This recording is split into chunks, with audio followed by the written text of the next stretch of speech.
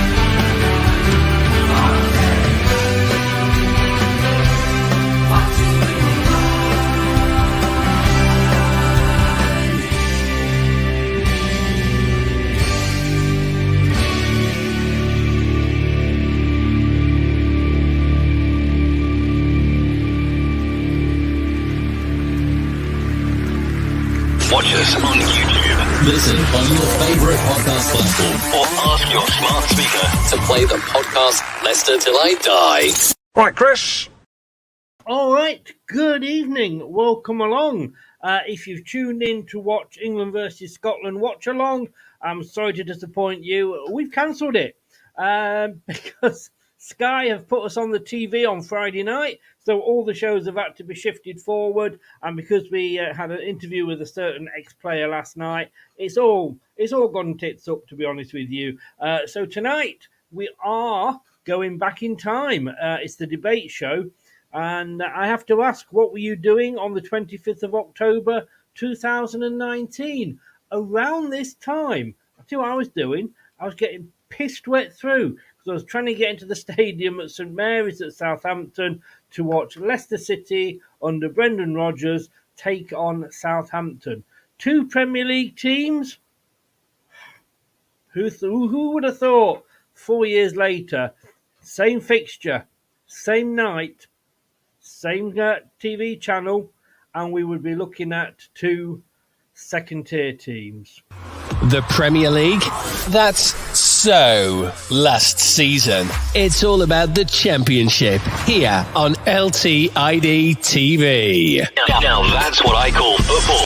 You hit the right spot. If I could find the right spot, I would hit it. Welcome along. It's LTID TV from Leicester Till I Die. Thank you for joining us, whether you're watching live on YouTube and Twitch, or you are listening to us via your favourite podcast platform, or watching us on Catch Up on Facebook or Twitter. Excuse me. Follow me and follow the channel on all our social medias, which are, well, you can see where my finger's going. Follow my finger. I've said that a few times in my life. And you can see them all there, and follow us and give us your support. We will always wear it. Join in the chat. We might have a little bit of time left at the end for general chat, but obviously the majority is the fact that it's a Friday night. This Friday, we're away at Southampton. Sky are going to be there. Only for the third time, the second time since 2019. We managed a 1-1 draw last time. Could we be 9-0 again? Well, we were 5-0 Southampton lost last time out against Sunderland. And we said that. We lost 1-0 to Hull. So who knows? Who knows? But look, it is the debate show. Oops. And that's my phone. Brenda. Oh.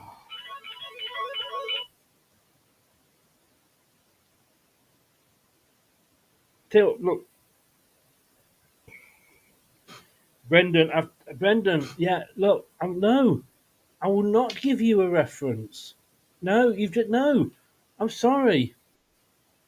Oh, if you're talking money, then yes, yeah, I could, yes. Ring me back later, Brendan. Lovely to speak to you. Yeah, you take care. Love you and miss you. Bye-bye. Brendan, he will ring me at the most awkward times, you know. What can I say? But, yeah, that's what we're going to be talking about. You can see it there. And I've got a couple of guests to come in to talk about it. First guest, well, whoops-a-daisy. Don't know what happened there. There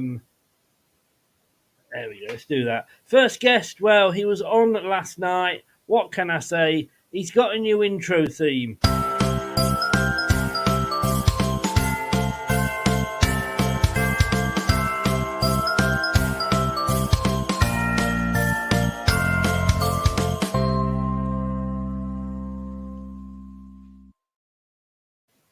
Brad, age 40 from Leicester.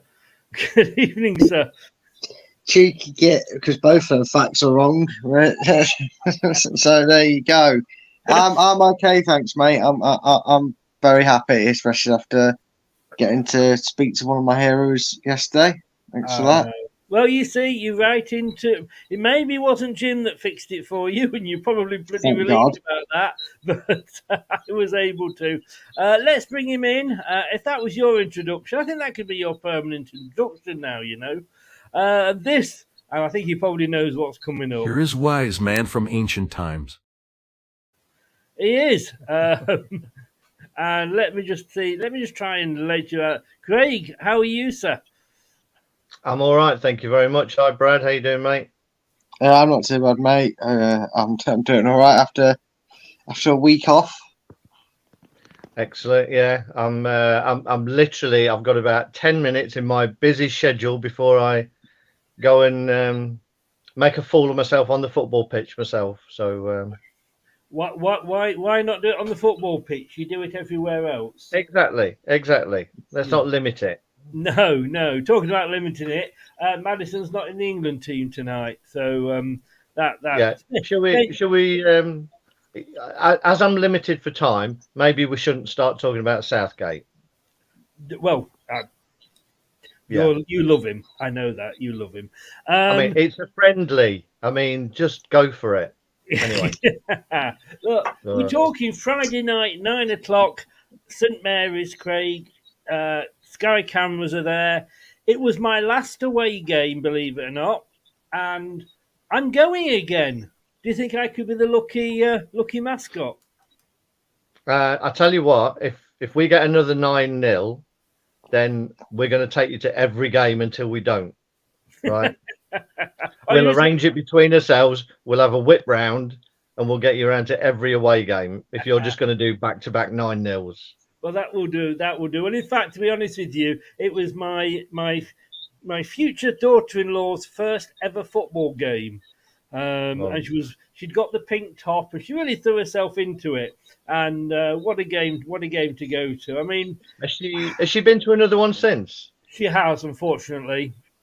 Right, so we know it's not her then. She went to the Community Shield. All right, okay. As did I. Don't be thinking that you're going to start taking her and leaving me out of the equation. But we'll walk along. You know, if it's not 9-0 tomorrow, then we have to take you out of the equation. I think she was there as well. But yeah, that's what I mean. It's clearly not her, it's you. Thank you. I'll try and get as much in with you as possible. I will come to the chat in a second, but you haven't got long. I know that, Craig. So please bear with us, Brad. He's still in love from last night. And look above us. Muzzy is it there? If you missed it last night, lovely guy did the interview with us, and it is alive there on LTID TV. I mean, when you look at that team, Craig, it was almost the team that the last season under Brendan was playing. I know. Just one little thing before that. I did catch a little bit last night. I'm very. Oh, you're breaking up. You've broken up. Oh, is he moved? I think he's gone. Not when the but moving on. Missed all of that, Craig. Yeah, sorry. I was going to say, after I did catch a little bit last night, and I was expecting Brad to be wearing a little pork pie hat in honour of his hero, Muzzy. Bless him. Look, I wore the shirt with his name on the back and number. What more do you want from me? Can I just say? Okay, let me just go one better. I played in a charity match at the King Power and scored a header from a Muzzy Is It corner. You know, I'm just not getting involved. You know, no one cares about him. Anyway, enough showing off. I didn't do it. My finger slipped twice. That wasn't me, Craig. That wasn't me. Look, if we're going to get name dropping, I'm going to start bringing Anyway, out the yes. Gary Lineker school Yeah. story. So just be careful here, guys. To be fair, that only works a little bit because I was there too. But anyway, not in his class, though. Not in his class. no, definitely not in his class. But I don't think I could be. I'm not in your class, to be fair, Chris. No, you're doing a lot better than me. You know. Anyway, yeah. So the team. Yeah, I mean, it was a strong team. Sorry.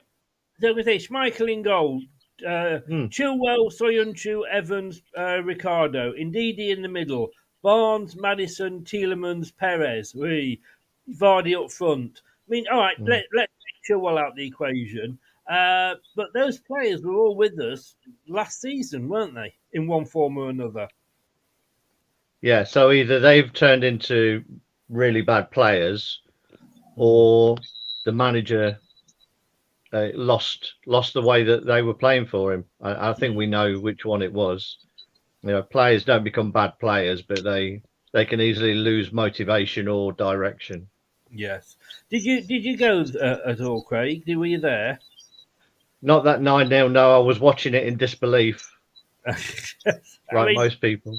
Yeah. I mean, I never expected that.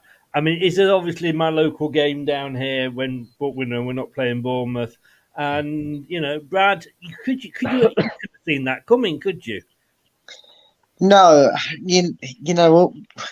I know over our course of history, Leicester have had a few high-scoring games, but they've usually found themselves in the Championship, where we've really turned teams over. I always expect Leicester to win games, but I never thought I'd see 9-0. But it was weird, wasn't it? Because it was probably at the very peak of Leicester just going against the odds yet again, weren't they? I mean, you know, we'd won the league. We hadn't won the FA Cup at that point, I don't think. I think it was the season before. But, you know, we were breaking records, you know, individually, if it was Jamie Vardy or together as a squad, we were setting records, setting trends. And just when you sort of thought maybe Leicester had done with it, they're going to thrash Southampton 9-0. I mean, the only irony in that is we still have one of their players, don't we? Who was a part of that beating. So he'll hopes to be on the right end. You don't mean the love of my life, Yannick, do you? Maybe I do, Chris. Who's playing all right? Let's just give him credit here. Let's just give him credit. I mean, the other player only lasted about 5 minutes. I mean, but it was at that time. I mean, it took us up to second, Craig. It was like nosebleed territory. It was like, is this going to happen again? I know. I think some of that as well was with. I mean, Southampton did it again, didn't they? And I think on both occasions they went down to the 10 men very early on and just had no way of coping with it. Usually, if you go down to 10 men early on, you sort of dig in, you keep yourself tight. But they just lacked any kind of motivation. They looked like a team who'd been managed by Brendan for a while. They just, yeah. I mean, we played well. Let's not give it. And on another day, we'd have probably scored 4 or 5 because there were some great finishes in there as well. Yeah. And so it just shows you on most days, you know, in lots of games you can create that many chances. It's just rare that you actually take them all. It is, and I mean, I was in the. I'll let you go after this one, but I was in the crowd, and I don't think many people around me realised that the record was on. You know, I knew the 9-0, and I turned to my son and said, "Right, at 5-0 at half time, that's it now. Just sit back. We're just going to cruise this second half." And again, I know he wasn't your favourite player, but Johnny Evans, he knew that target was on because obviously he'd been in that Man United team, and he was really geeing the players up, wasn't he? Yeah, I was going to mention it actually. Yeah, he seemed to be the one who was aware of it, and I think he'd mentioned it to a couple of the guys, particularly to Jamie Vardy, that the record was on. So it sort of galvanised him in that last sort of 15, 20 minutes to try and go and get the record. And it was almost written when that penalty was awarded right near the end, you just thought, come on, just one penalty. We've had a few penalties that could have meant things down the years. Yeah. Some we've missed, as we know, but it was nice to see that one go in. Keeper had a valiant effort as well, went the right way, but yes. yeah, I mean, it was the great. only thing he did right all game. It wasn't his best ever game, was it? But No. Craig, I will let you. I mean, I'm going to just say, looking extremely sunburnt, mate. I hope you had a good holiday. What was it? Rome you were in? Did you say? Milan. Yeah. So, Yeah, great place, Milan. If anybody didn't goes. mind you being in there. You had a good time. Yeah, no, it was great. It's a great place. I thoroughly recommend it to anyone. I know you're going on Friday. No, I'm not. It's to be honest, and hands up here, with being away, I'd forgotten it was Friday. It was only Brad that reminded me it was actually on Friday. So, and I was yeah, going so I'm all over. I serve a purpose then, don't I, Craig? You do, Brad. You do, mate. You do. Along with that and my Blackburn 1, Middlesbrough 10 prediction that I managed to put in there as well. So it's all going really well. It is, sounds it. Yeah. You see, I let you two loose, and this is what happened. Yeah. It's a shame you're not there. I was going to let you buy me a pint, but there we go. Craig, don't break anything this evening. Score another I'll try header not to. and enjoy yourself, mate. Cheers, guys. I'll see you again soon. Take care, buddy. Cheers. Bye. Thanks to Craig there. Be sure to Craig Bird on Twitter or X, whatever it's called these days. Give him a follow. Classic match sums it up, Brad, doesn't it? Yeah, classic, iconic, whichever word you want to use, it does suit it well. It's. If you were going to say iconic, I think you would be referring to my shirt. But we'll stick with classic. Not with the FBS logo. I'm afraid I can't call anything that they've ever designed iconic. But there we go. There we go. Yeah, that's a little. It's an improvement. But yeah, it was, and it was. Again, it was one of them where, like you said, I'll be honest with you, Chris. I did exactly the same as you. Half time came along. I'm having a giggling fit. I can't believe what I'm seeing. And I sat there thinking, well, we'll probably just pass it around and stroll now. There's no need to go and get loads of goals. I knew there was a record, and you know me and my random 90s knowledge from that sort of era of football. I knew Man U had done it to Ipswich 9-1 or something like that. So I knew there was a record around. But I was like, we're the sort of team that would just not notice or care for it, so we just want to rest legs. But great, 5-0 win. I think there'd been a 9-0, but it was at home. Yeah, it was. There was a home one. 9-1 was away. Yeah. Ipswich. I was like, for God's sake, don't concede. Whatever you do, don't concede. And it's something, because at that particular point, I mean, we got a lot of records the last couple of seasons, but usually for the wrong reasons. It was great to get a record for the right reason. I mean, I went along. I was no way was I expecting that. I mean, I went with Sean, who that was before he was doing his masters for his architect, and he had time. I mean, the poor guy's working so hard these days, but. He'd got his now wife to be, because they got married a few weeks ago. She wasn't really into football. And I've got to be honest with you. I said she's lovely, Lauren, but she's thrown herself into it. She's taken it on board that Sean's big love is football, and he plays it and as well, just at sort of five-a-side level. But his big love is as a team is Leicester, and she's really taking it on board, and she had the pink shirt and everything, and it was quite special because we had the white scarves, didn't we, on 60 Minutes? Yeah, it was like you said, it was one of them. Unfortunately, I wasn't able to be. It really was one of them that you'll always say, I was there moments, and we talk about it all the time. We've probably done a show where we've reminisced about our first, memories of Leicester, and it doesn't always happen that way. Some people, say they see the first game, they saw them lose, but they still kept going because they like what they saw. So, but to go to your first ever game, and again, not being a football fan and doing it, trying to make an impression or just take interest in it, in his hobbies, he's fantastic. And then she gets rewarded by seeing the team she's being given to go and show support to. Go and score 9 goals. I remember. I'm not sure we went to we went to another match, and I think we won that, and then that was it. Our lucky mascot days were over. But yes, well, I mean, it was pissing down as well. And I'm gonna be honest with you, I went with Sean and Lauren, and then there was my brother-in-law, Mannix, who's a Man United fan, and his son, who was also a Man United fan, fair enough. They were in the other end, so they were sort of really in it. But the away end, where the seats were, we were right next to the Southampton fans. And at the start, it was a little bit like, oh, God, stop scoring now. But then, the fans, I think they knew they were onto a hiding, and they'd got Man City next. Which was like, I mean, fair play to the Southampton fans. They were thinking like, bring on Manchester City and all that sort of thing, But I mean, this is an iconic sight that you never get fed up with seeing that.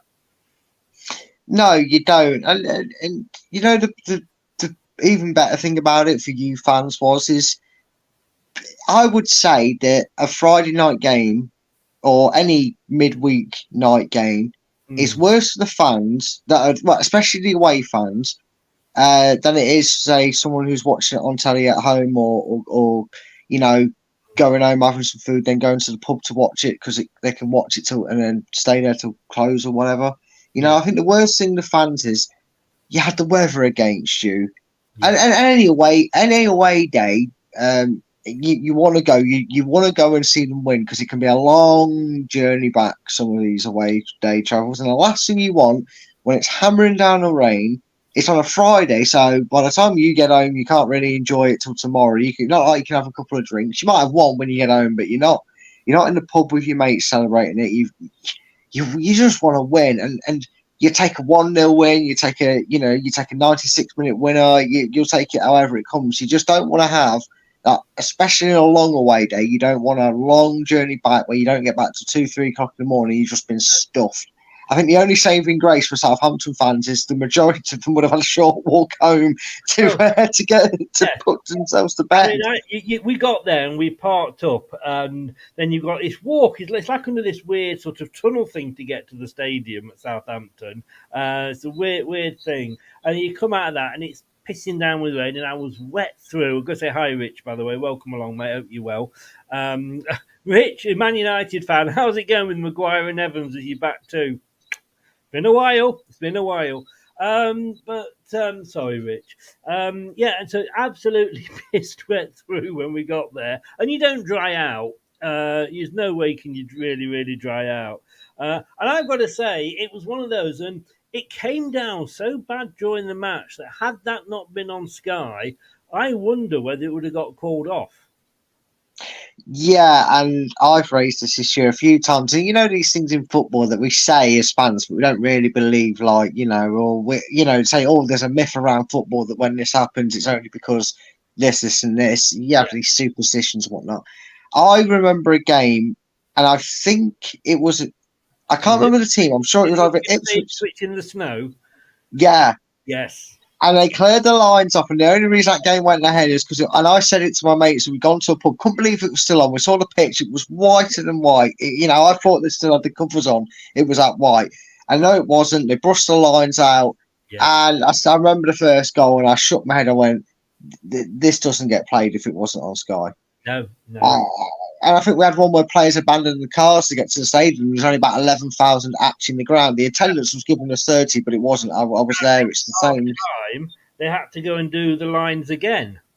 Yeah, they did. And they stopped the match at 60-odd minutes to clear the lines. Yeah. Oh, it was ridiculous. It was, but I mean, it got worse during the match. And I was there thinking, you dare cancel, because you got to the point, I say certainly at half time, and it's still peeing down, and you're thinking, you dare cancel this now, you dare call this off, you're going to have a riot on your hands.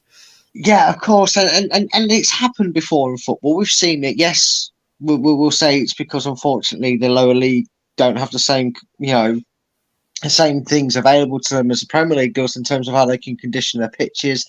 And you see it, and you do, because you knew you was on something special that day. It was 5-0 at half time. It was either going to be a big win or it was going to be a record, and it turned out to be the latter. But also, it then becomes still up to them, doesn't it? The spirit of fair play. If the game had got called off, they're not going to let you go 6-0 up again in the rematch. They're going to give you a 1-goal lead, aren't you? And you might lose that game, and you go, hold on a minute, we were so far in front. It's not really, And I think there's also a point where you're kind of scared as a referee. And I can imagine the pressures of it not just being on telly, but Leicester are 5-0 up, and maybe if it was getting worse throughout the game in the second half, etc., they go 6 and then 7 pretty much really quickly. I know there's a big gap between 7 and 8, and that's probably what stopped double figures, let's be honest. But I feel the referee must have thought, I can't call this off, because if I call this off now, there's going to be hell to pay, because Leicester won't want to just take a 1-0 lead going into it. They'll want the goals. Yeah. So it all works out. He would have been happy with it being called off. That was the only saving grace, I think. Oh, I'm sure they would have been. They'd been doing handstands in the front room, knowing it instead of band. And I'm sure some of them were doing rain dances in the stand to try and encourage more of it. Probably. And look, we do take the we out of Leicestershire Live and all that. But look, I mean, classic front page here from the Mercury. 9-0. Super City equal all-time record Premier League win. I hope Boss was looking down on us tonight, Jamie Vardy. And that kind of made it special as well. Because like I say, on the 60th minute, we'd all got the white scarves with us, if we'd got one.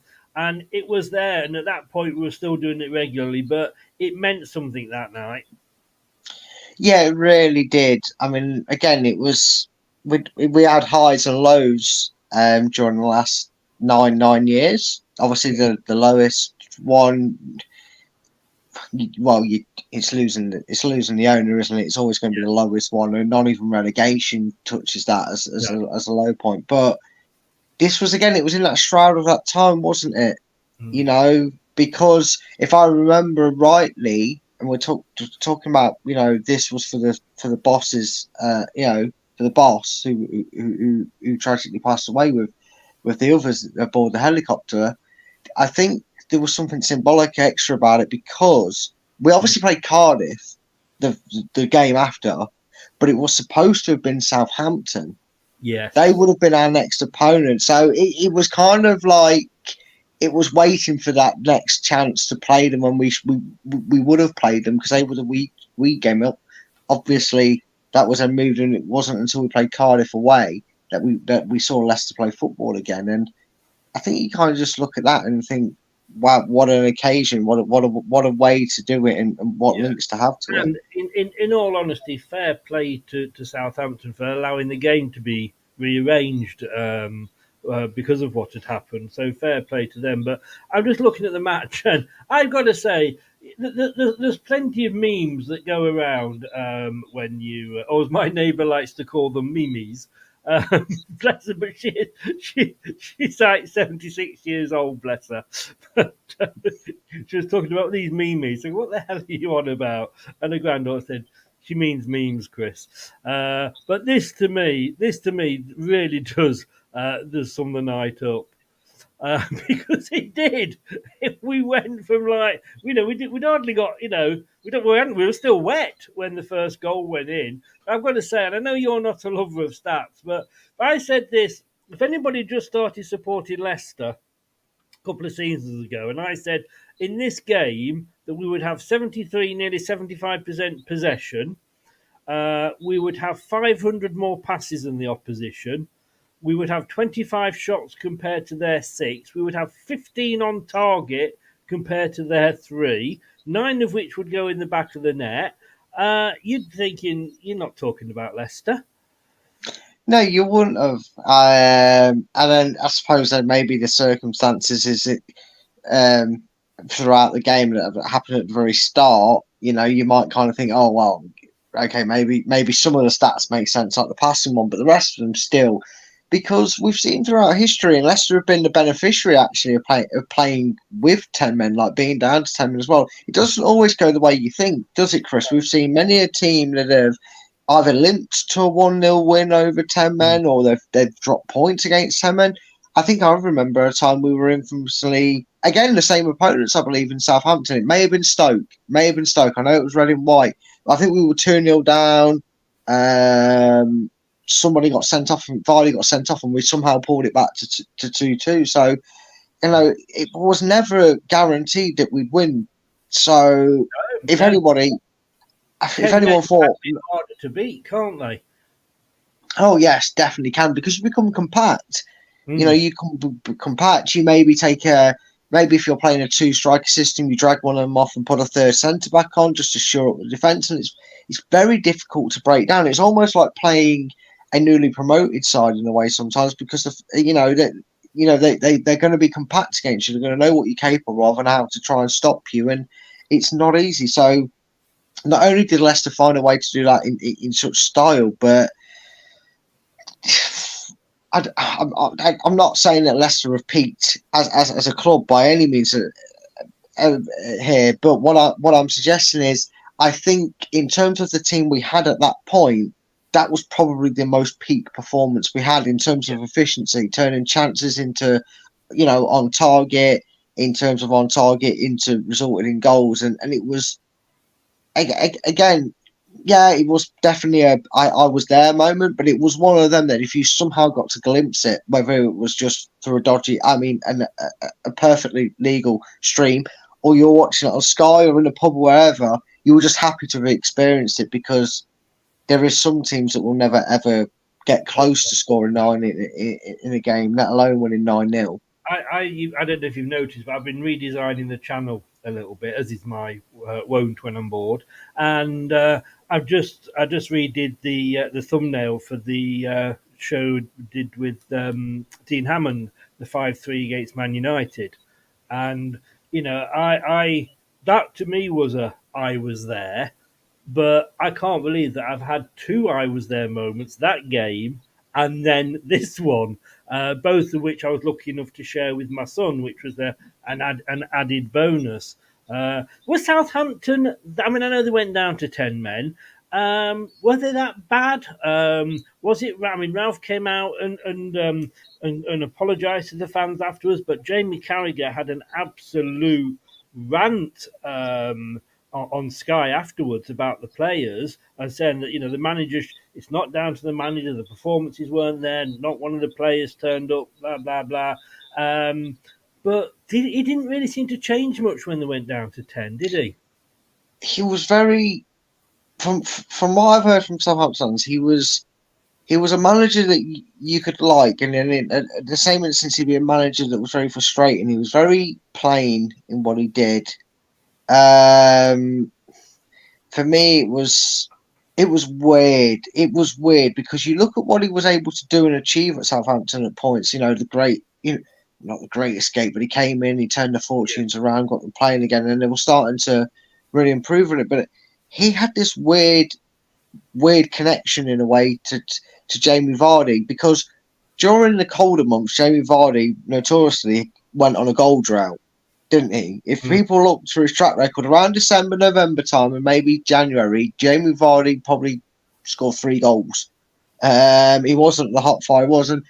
If you actually look at Ralph Hasenhüttl, he must hate Halloween and Christmas, because they just never seem to do really well. It gets really spooky season because we know it happened again to them, and I've never seen a team just capitulate like that and it not be a case of, bad skill level. I mean, Ipswich, yeah, okay, but Ipswich were a team that finished below us in the Premiership, so in that season they were probably what you'd consider Luton Town of this era, and that happens. I mean, Harrogate getting beat by Blackburn 8-0. It's not really a shock. It's because it's Harrogate versus Blackburn. Yeah, exactly, yes. But this one wasn't like the teams were too above. I mean, they had 2. Well, one still a Leicester player, your love child, and Bertrand, who was a Champions League winner at Chelsea, despite how crippled he seemed to be. So they had a lot of experience. That side was not one to be sniffed at. So it wasn't like it was a goal for class that caused the scoreline, was it? It was just seemed bad management. It's like he had no idea how to prepare for his team being put under the sword. Yeah, I mean, it's a manager that we kept saying like, well, we'd have him. Maybe that was saying how bad Brendan was, because of course it happened again. When they played Man United the following season. Yeah, they did, and then obviously I kind of we made that into a joke with Southampton fans because when it happens once, you can have a laugh at it, but it doesn't happen again. But then when it does happen again, and so immediately after it happens, you start saying, "Oh well, who's going to draw the Southampton ball this season and get the 9?" So Yes. We we, did. yeah, We did. Look, there's the 9 goals. We're gonna look through them now. Now I can't play it because I've had 2 strikes. I don't want a third one. But let's just talk them through. I mean, the first goal. Hopefully you're not going to be able to hear this. But the first goal. I mean, it's peeing down with rain. It was a horrendous tackle by Bertrand. Well, it didn't look that bad on the night, but I have got to say, fair play to. I mean, I don't know how well you remember the goals, or whether you I did have a quick view earlier, but I mean, Perez, your love child, he went down, but Leicester carried on, played it forward. I mean, I know everybody hates Ben Chilwell, but he was unmarked coming running in. It was in a way I think it was a missed hit shot that went in, and I'm not sure it went in the middle. Gunn saved it, and Gunn had an awful night. Let's be honest with you. In the Southampton goal, it came out, and Chilwell slotted it under his body, and that was 1-0. And it was like a few minutes into the game. yeah, literally a couple of minutes into it, and yeah, Bertrand proving why we heavily invested in him and brought him to the club, getting sent off within 2 minutes. And you know what? It was refreshing because this is obviously before VAR. We know VAR would have had a laugh with that situation, but it was refreshing because I honestly was involved because it was VAR. Oh, was it? Yeah, VAR that said to the referee it's a red card because they played. As I said, we were quite close to the Southampton fans, and the Southampton fans were sort of going mad. Oh, he's gone down. It wasn't a foul. Blah blah blah. And then they showed it on the big screen, and all the Southampton fans went, "Yeah, fair enough." I mean, it could have been a leg breaker, So, there you go.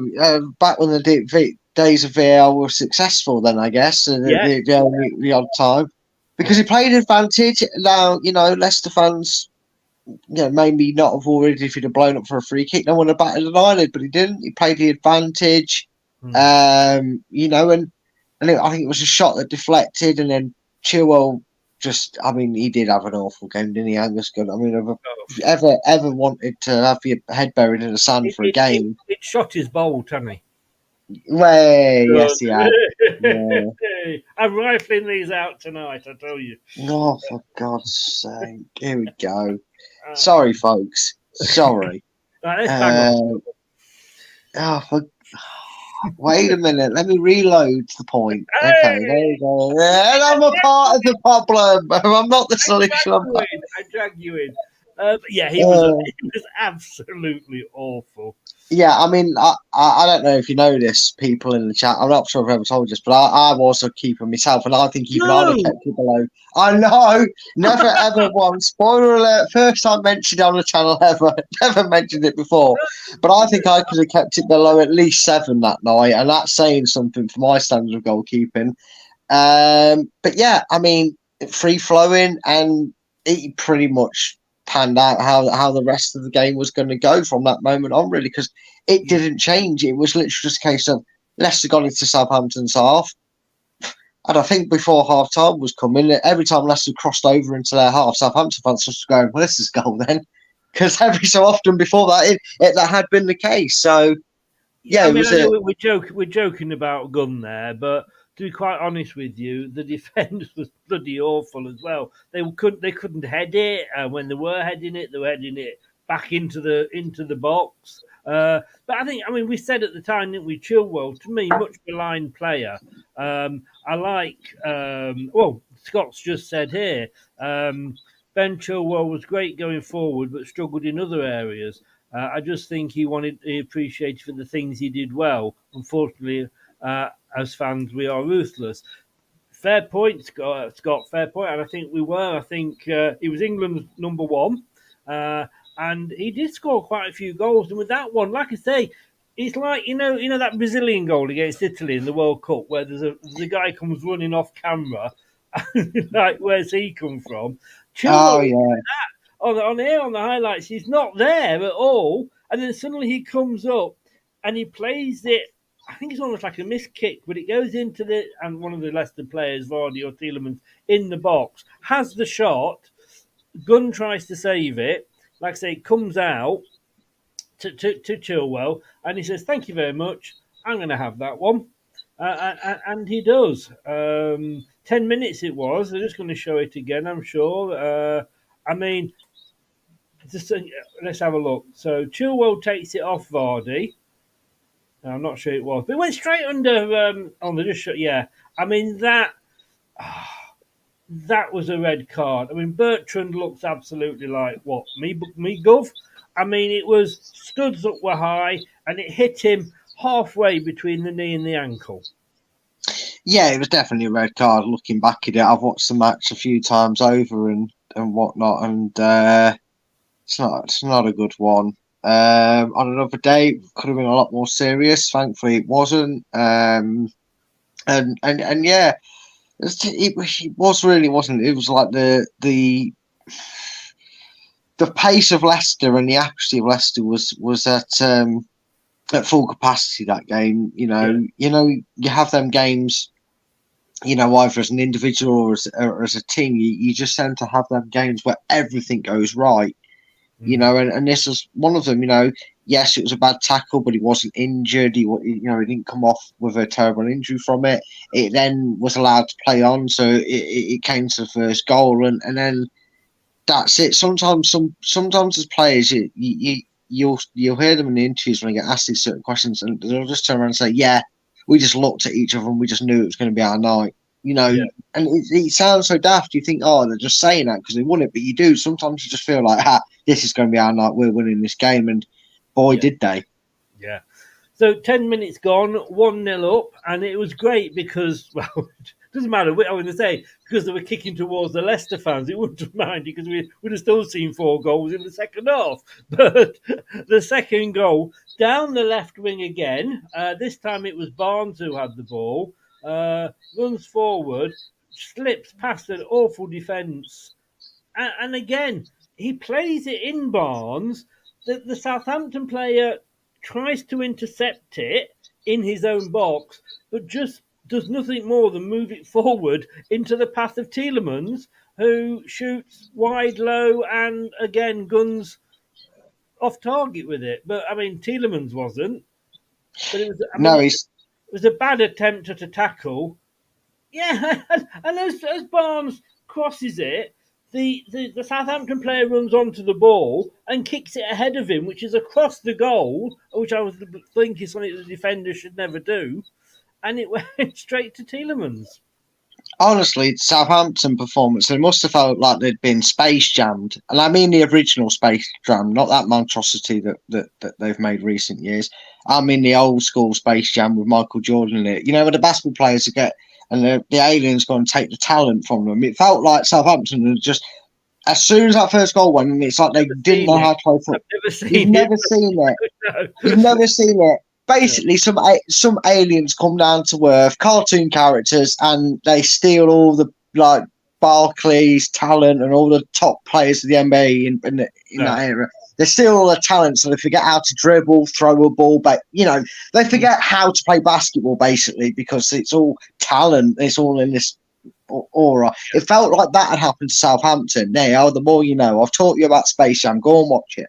Yeah. Anyway, it felt like Southampton players just, what's football? How do I play it? Because they were horrendous. I mean, like you said, who kicks it 5 yards in front of a fast-paced winger and more dangerously kicks it into the box? It was just, I mean, Southampton fans must have been thinking they woke up in the wrong dimension and watching a different team because it was.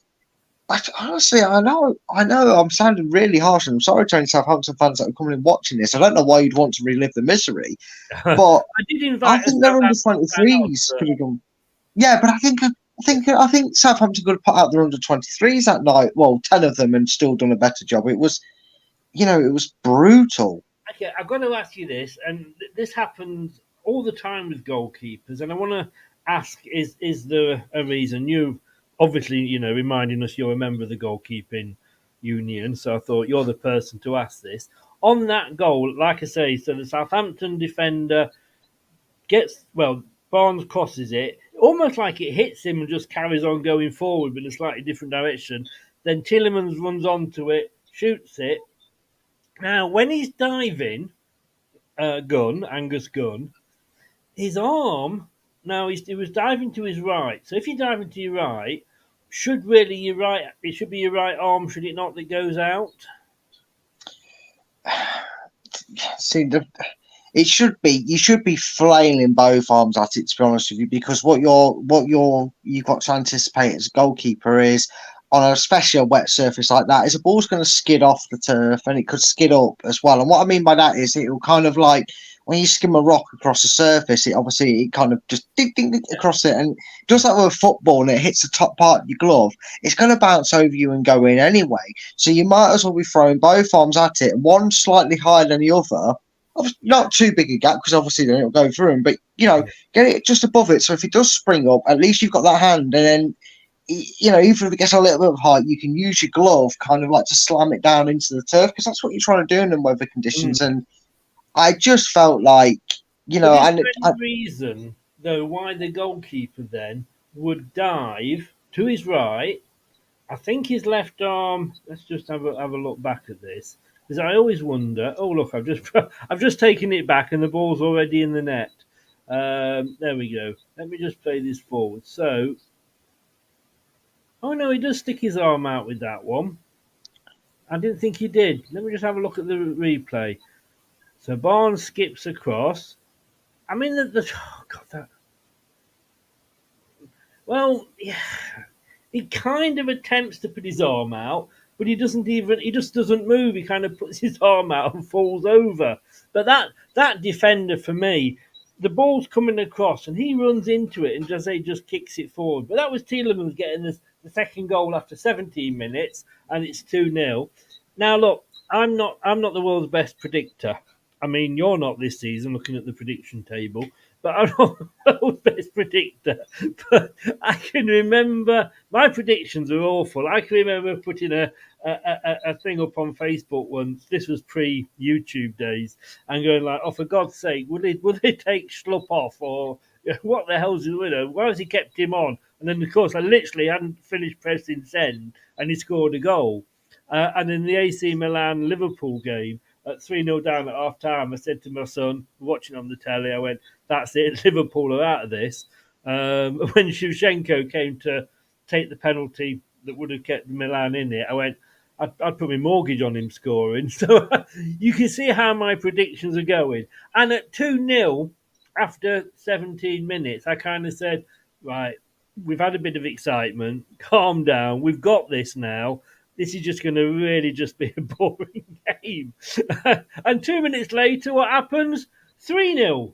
Mr. Perez. And again, this was a superb. I mean, he only ever seemed to turn up against Southampton, but it was a ball that comes across, and it's on the far side, and it I don't think he even hit it particularly well.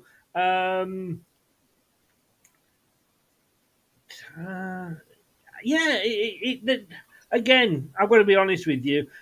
If we'd been playing Man United that night, we wouldn't have won 9-0. But Perez gets the first of his 3 of the night, and suddenly it's like, what the hell is going on? Yeah, I mean, some of the best goals we've seen in Leicester aren't exactly the cleanest of strikes, are they? We all talked about the infamous shinned volley by Claridge, who shinned it. So, yes. Sometimes you just.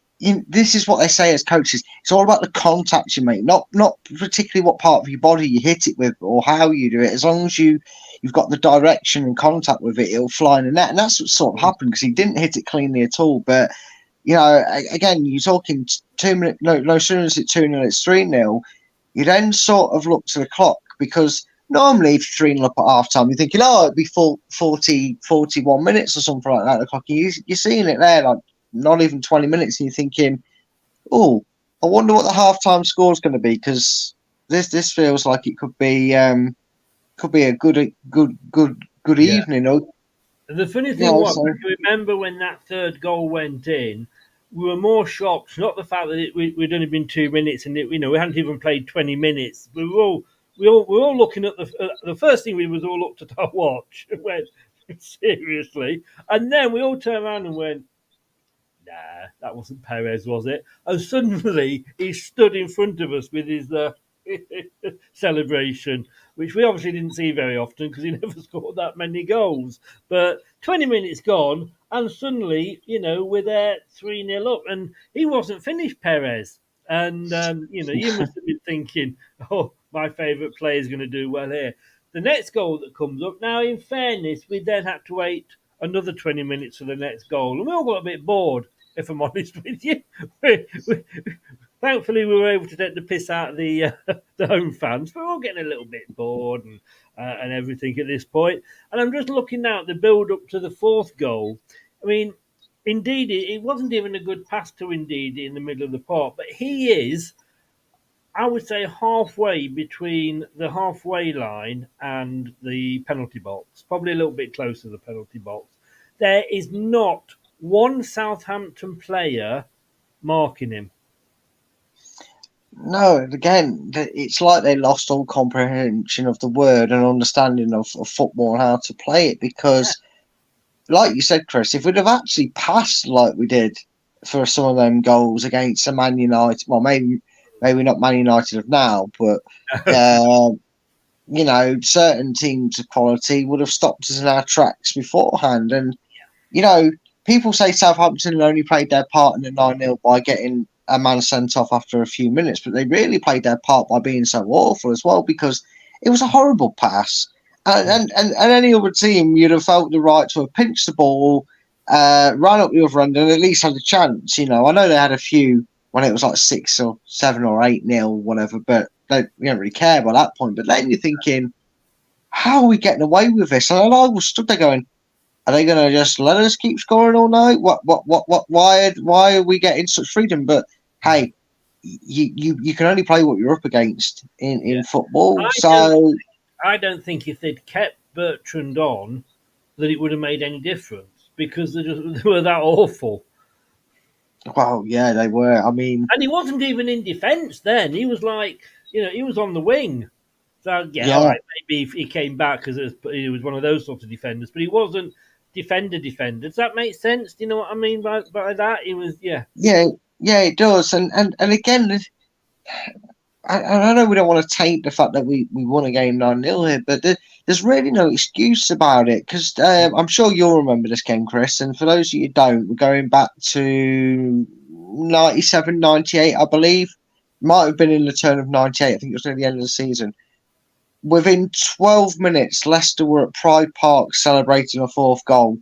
Yes! I love watching that one back. I do. That's one of my favourite memories. Leicester were... Whoever we play, but the fact that it was Derby, and of course Chris Powell was one of the Derby defenders that day. And so was Spencer Pryor. Yes, he was. Yes. Yes, he was.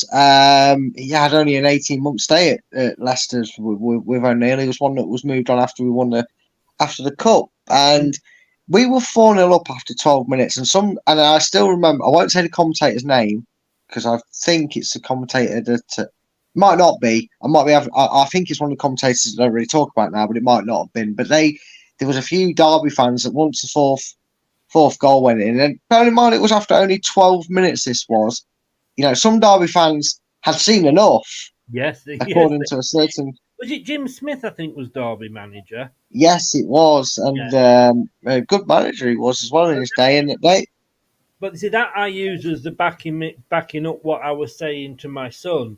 4-0 up after 12 minutes. The other 88, whatever was left. I mean, there was just nothing, was it? The game was over. No, I mean Leicester did have a few close, good chances to have maybe made it 5 or 6. But I mean, at that point, if you'd have told me, Brad, here's how the first 12 minutes was against Southampton, and here's how the first minute was against Derby, and one of these games ends 9-0, I'm losing a lot of money if I didn't know. You know what I mean? You would be. There would be lots of people that, and we don't endorse gambling. Gambling is a serious thing. Please gamble responsibly, and when the fun stops. See, I know how to do that. I've got that one. See, but yeah, you would have, wouldn't you? You'd have gone 4-0 Derby. Surely that became 9-0. It just tells you that yes, you could argue Derby kept 11 men on the pitch, but they were 4-0 down after 12 minutes, and teams capitulate no matter how many's on the pitch. So the fact that they just kept going, and I don't know what's worse, the fact that they played so badly and kept making the same mistakes, or the fact that they did it twice in 2 years. I don't really know how you managed to not learn and have it happen again, but it shows you it can be stopped in football. Well, just looking, like I say, we'd gone 20 minutes, and then I was sort of saying, "Wow, look, we're 3-0 up. We're not going to lose this against 10 men. If it's 1-0 against 10 men, okay, you might as well. But unless we are, and we weren't as a team, we weren't that bad. We were very good at that time, weren't we? That was one of our seasons when we finished fifth. I'm not sure, but it was. It was one. Yeah. But so it was. I had no worry. Like we said, well, you're playing 10 men, you 1-0 up. They could sneak something. They could get an equaliser, and then who knows what's going to go on. But 3-0 up, I thought, fine. We'd gone 20 minutes without a goal. We were getting bored. Come on, we've got homes to go to. And then indeed he gets the ball here, plays it out to Chilwell. Chilwell crosses it straight. I mean, he takes out Chilwell. He takes out 1, 2, 3, 4 Southampton defenders all the way. No, 5, because there's one over there I hadn't seen that didn't stop running. Probably was trying to run out of the ground. So it takes out 5. Well, but basically, let's just say he took out the whole of the Southampton defence. 5 players there. Crosses it over. Absolutely. Who are you passing it to, Ben? And again, Perez comes from absolutely nowhere, bless him. And we've got to give him a bit of praise for this, because we don't do it that often, but in this game he deserves a bit of praise. Came in from absolutely nowhere again and smashed it home. And suddenly it's like, oh, here we go. Keep us awake.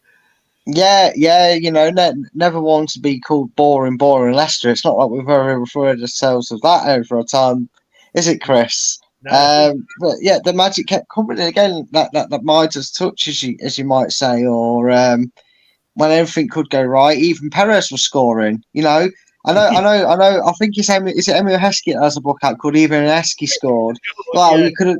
Yeah, Leicester games that only. You read me script there. I know, I did. I do my own work. But you could have done that with Perez, couldn't you? His Leicester career. Even how easy was it? Well, even Perez scored, and if only that Perez turned up more, I might have been a bit more fonder of him. But if he had turned up more, and without saying, the joke wasn't it, that he only ever did turn up against Southampton. It was the only team he seemed to be able to score against. But if he did, who knows what might have been, But I mean, it was. Oh, I mean, the South. I'm going to impersonate a Southampton defender here. Oh, you can disappear. Lovely. Shrug of the shoulders. Yeah, that's what they literally were doing. And it's suddenly 39 minutes gone, 5 minutes off half time, and we're saying, there we go, get ready for your bovril at half time. And it was like, it was just kind of getting. And I'm going to quote the guy that did the commentary on that Even Heskey Scored game. It just keeps getting better and better and better. And it did. And we were rubbing our eyes. We were sort of, all the fans were like, hang on, they haven't swapped shirts or anything, have they? We haven't seen anything like this in ages. What you must have been thinking, watching it on the TV. Well, I mean, I'd seen games where Leicester had won by that sort of scoreline at full time. So to see it at half time was against an even match opposition as well in terms of what league they were playing in was just unbelievable. And again, like you did at 3-0, Chris, I'd kind of gone, well, that's job done, isn't it? I get to join in the Olays. I don't really have to, I could get on with doing things in the background because this is just going to be a nice, chilled 45 minutes. I've got nothing to stress about. They're down to 10. It's 5-0. Might score 1, might make it 6, but happy days. I'm going to enjoy myself. I mean, how wrong was I for the right reasons? Was a joy to see. Well, I mean, but at this point, we weren't giving a shit how wet we were. You know what I mean? Like, No. come on, rain on us. We don't mind, rain on us. We'll take it, And Scott, I'm very disappointed in the fact that you would go and bet your wife on a football game. And I'm very disappointed that the bookies didn't accept it, to be honest with you. But that was 4 after 39 minutes. And we thought, okay, it's half time. That's going to be it. And then there's another long pass. Another long pass. Oh my God. I mean, Chilwell, I've got to say, he was involved in so many goals. The ball came out from a midfield. It was on the left side. He chipped it over. Now, a Southampton defender, I said earlier about the Southampton player kicking it across his own box. Yeah. Well, the Southampton defender didn't do that this time. It was Ndidi again, out to Chilwell. Chilwell it didn't even touch the floor. Ndidi pokes it over. Chilwell lifts his left foot up and kicks it with the side of his foot into the box, and the defender assists Vardy in getting the goal. The defender heads it back to Vardy. All right, in fairness to Vardy, he's got a Southampton defender on him. Does that matter? Not in this game, it didn't, because you knew he was going to get one. Yeah, I mean, playing against Jamie Vardy at the best of times, you don't want to assist him in getting the ball because 9 times out of 10, it's going to cost you. And on a night where you've already conceded 5 in 45, you don't want to start with, what was a beautiful ball over from Ben Chilwell. Jamie Vardy's not going to miss them. He certainly wasn't missing them back then, and you'd be remiss if you were missing. The goalkeeper comes running out to him and couldn't stop because he ends up behind where Vardy was. But Vardy by then had said, nah, this is going in the net. And I think it was Matt Elliott who was doing the co-commentary on the Leicester City one. I know who it was, and it wasn't Elliott. I can tell you who it was because he always mentions it as his first ever Leicester City game on co-commentary. It was Tony Cottee. Was it? Yes. He always Yeah. brings that up. Now you say it, yes, because he does say I'll have to come every week. But he made the point. He said, nobody's going to stop Vardy tonight. You're not going to score this many. Like Vardy's not going to get any. But yeah, they do actually sound pretty similar. And that was like, okay, 5-0, half time. And I literally turned to Sean and went, that's it now. We're just going to play out the second half. I mean, 5-0 at half time. I mentioned to him the 4 against Derby. Was it 4? It was, wasn't it? 4 against Derby in 12 minutes. 4 headers, as it happens, if you remember. It was 4. Yes. Is it scored in that game with the Derby? Yes, he scored. He scored the last one. Marshall scored, and Heskey got a brace. Yeah. That was a good header from Heskey, if I remember. Oh, and you know what? I can't believe I'm saying this, but I actually liked the design, not the whole thing. I will stop at that much say. But I like the design of the goalkeeping shirt that the Derby goalkeeper wore. Mark Poom was a very underrated goalkeeper, but I don't know what it was about that sky blue and yellowy mix, but I liked it. So seeing it fly around and think of it, but when you said sky blue and yellow, yes, I remember. I remember it well now. I mean, Ian Marshall, the scruffiest man in football. Yeah. But great friend of the channel, in fairness, and they all got. But 5-0 at half time, piss wet through. Who gives a shit? Everybody's just looking to everybody else and going, I'm hugging some guy next to me because my son's too busy hugging his girlfriend. and bitch. And so I'm turning around. I'm hugging this guy who's absolutely having an orgasm, because not only was he a Leicester fan beating Southampton, but he was a Leicester fan living in Portsmouth beating Southampton. So it was double jeopardy for him. Oh, I bet he got paraded round town, didn't he? I think so. I said to him, I said, "You're not going to have to buy a drink for a month, are you?" But because we were jokingly said, like, "Well, this is going to be a nice long journey home, but we're going to enjoy it." And he went, "Oh, I've only got sort of 20 minutes or whatever it is to Portsmouth." And I said, "Oh well," I said, "We've only got 40 back to Bournemouth." But I mean, it was like, what a time to be a Leicester fan. Yeah, it was. Like I said, it was probably the peak of the pinnacle when it came to Leicester of that sort of area. Because of the squad that was together at that point, the way it was going. I mean, we'd had a few games. I mean, we weren't too adverse to knocking a few perches off Man City every so often, were we? We were beating them. Yeah. You would argue we were probably the most consistent against Man City in terms of being able to take 3 points off them, which is... Vardy has scored more goals against the so-called top six than anybody else in Premier League history. Well, yeah. So the fact that we were accustomed to doing it then, and you know, we were second in the league, as you said. I think behind Liverpool at that point, or was it Man City that year? When we won this, we went second. Oh, we went. Yeah. So well, even then, we were. I'm not sure. In and around. To be honest with you.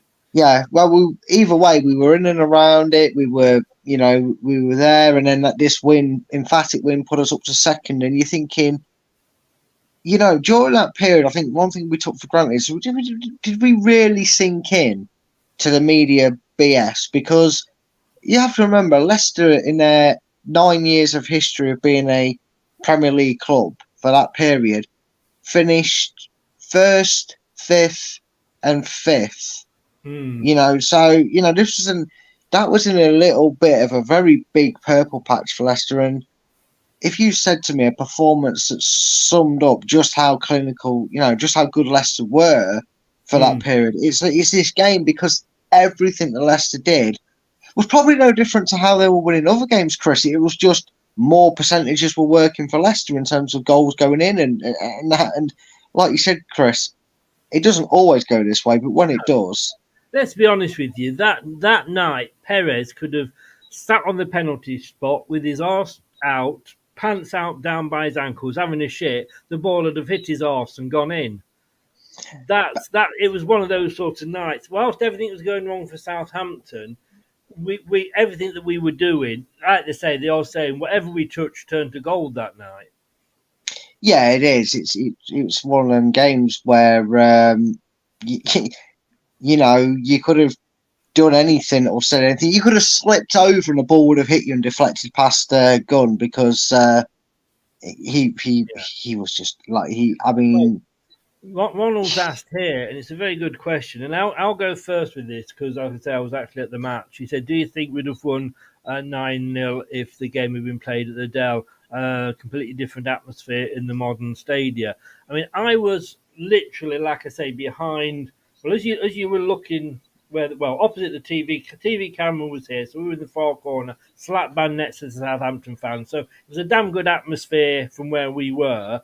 There was not many empty seats. I've got to be honest with you. I would tend to say it was 95% full. By half time, we thought, a lot of people have gone for a cup of tea, and hardly anybody came back. that was the difference. But at the start of the game, let's just say, to say that it was on Sky, to say that it was pissing down, all right, maybe not 95%, that may be a bit much because my brother got a ticket in the Southampton end.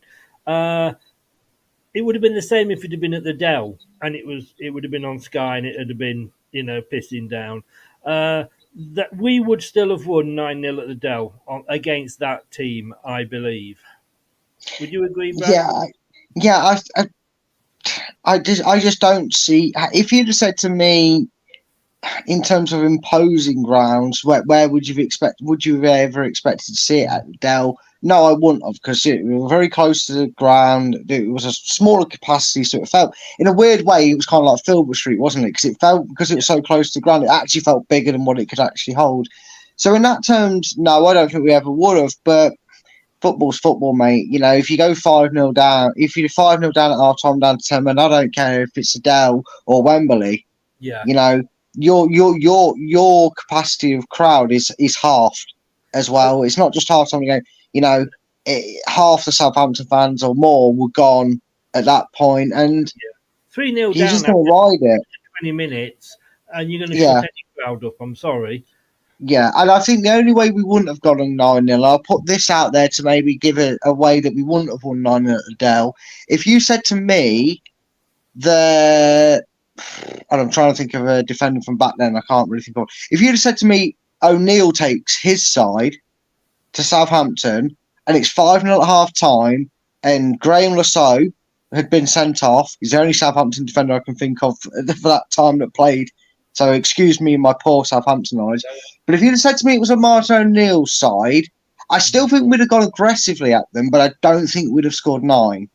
I just think there would have been a point where maybe the difference in the team, maybe the fact that they had a better manager, he might have been. I don't think we'd have ever got 9 against a Southampton team back then. I know they struggled, but they seemed to have a really good side, didn't they? They had like the Tissiers and BTs and all that, and through that era. So but I don't think we'd have ever done it under O'Neill's team. But even if that was this team, if that the team that actually won 9-0, wouldn't have mattered what ground they were at against Southampton. I don't think it would have. I think it would have been at the Dell.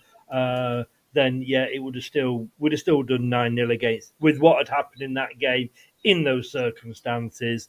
The crowd was subdued at the start because it was just an absolute torrential rain. So the crowd were never going to really sort of be ferocious, and it was on Sky. So there's a lot of fans would have looked at that and thought, yeah, I'm going to watch this at home. You're getting rained on. You're already cold before kickoff because of how bad the weather's been. Your team's 5-0 down at half time. Your partner's gone and left you a lasagna in the stove to warm up. And you're thinking, I can probably still get it while it's warm now and chuck in some garlic bread if I message you now. Or I go, I know what I'm choosing in that situation. You know what I mean? Yeah. Then you get home with a little message on the table. Your dinner's in the dog. But. Yeah. I mean, I like to say,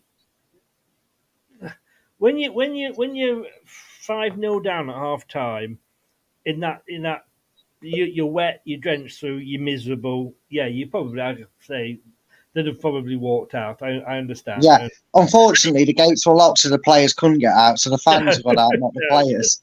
But the thing is, as well, because where Southampton is, it was bloody freezing as well because it's right on the waterfront.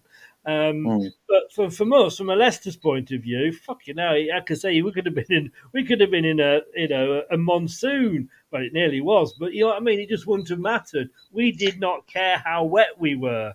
I could have pissed. No, that's the sentence of what you say.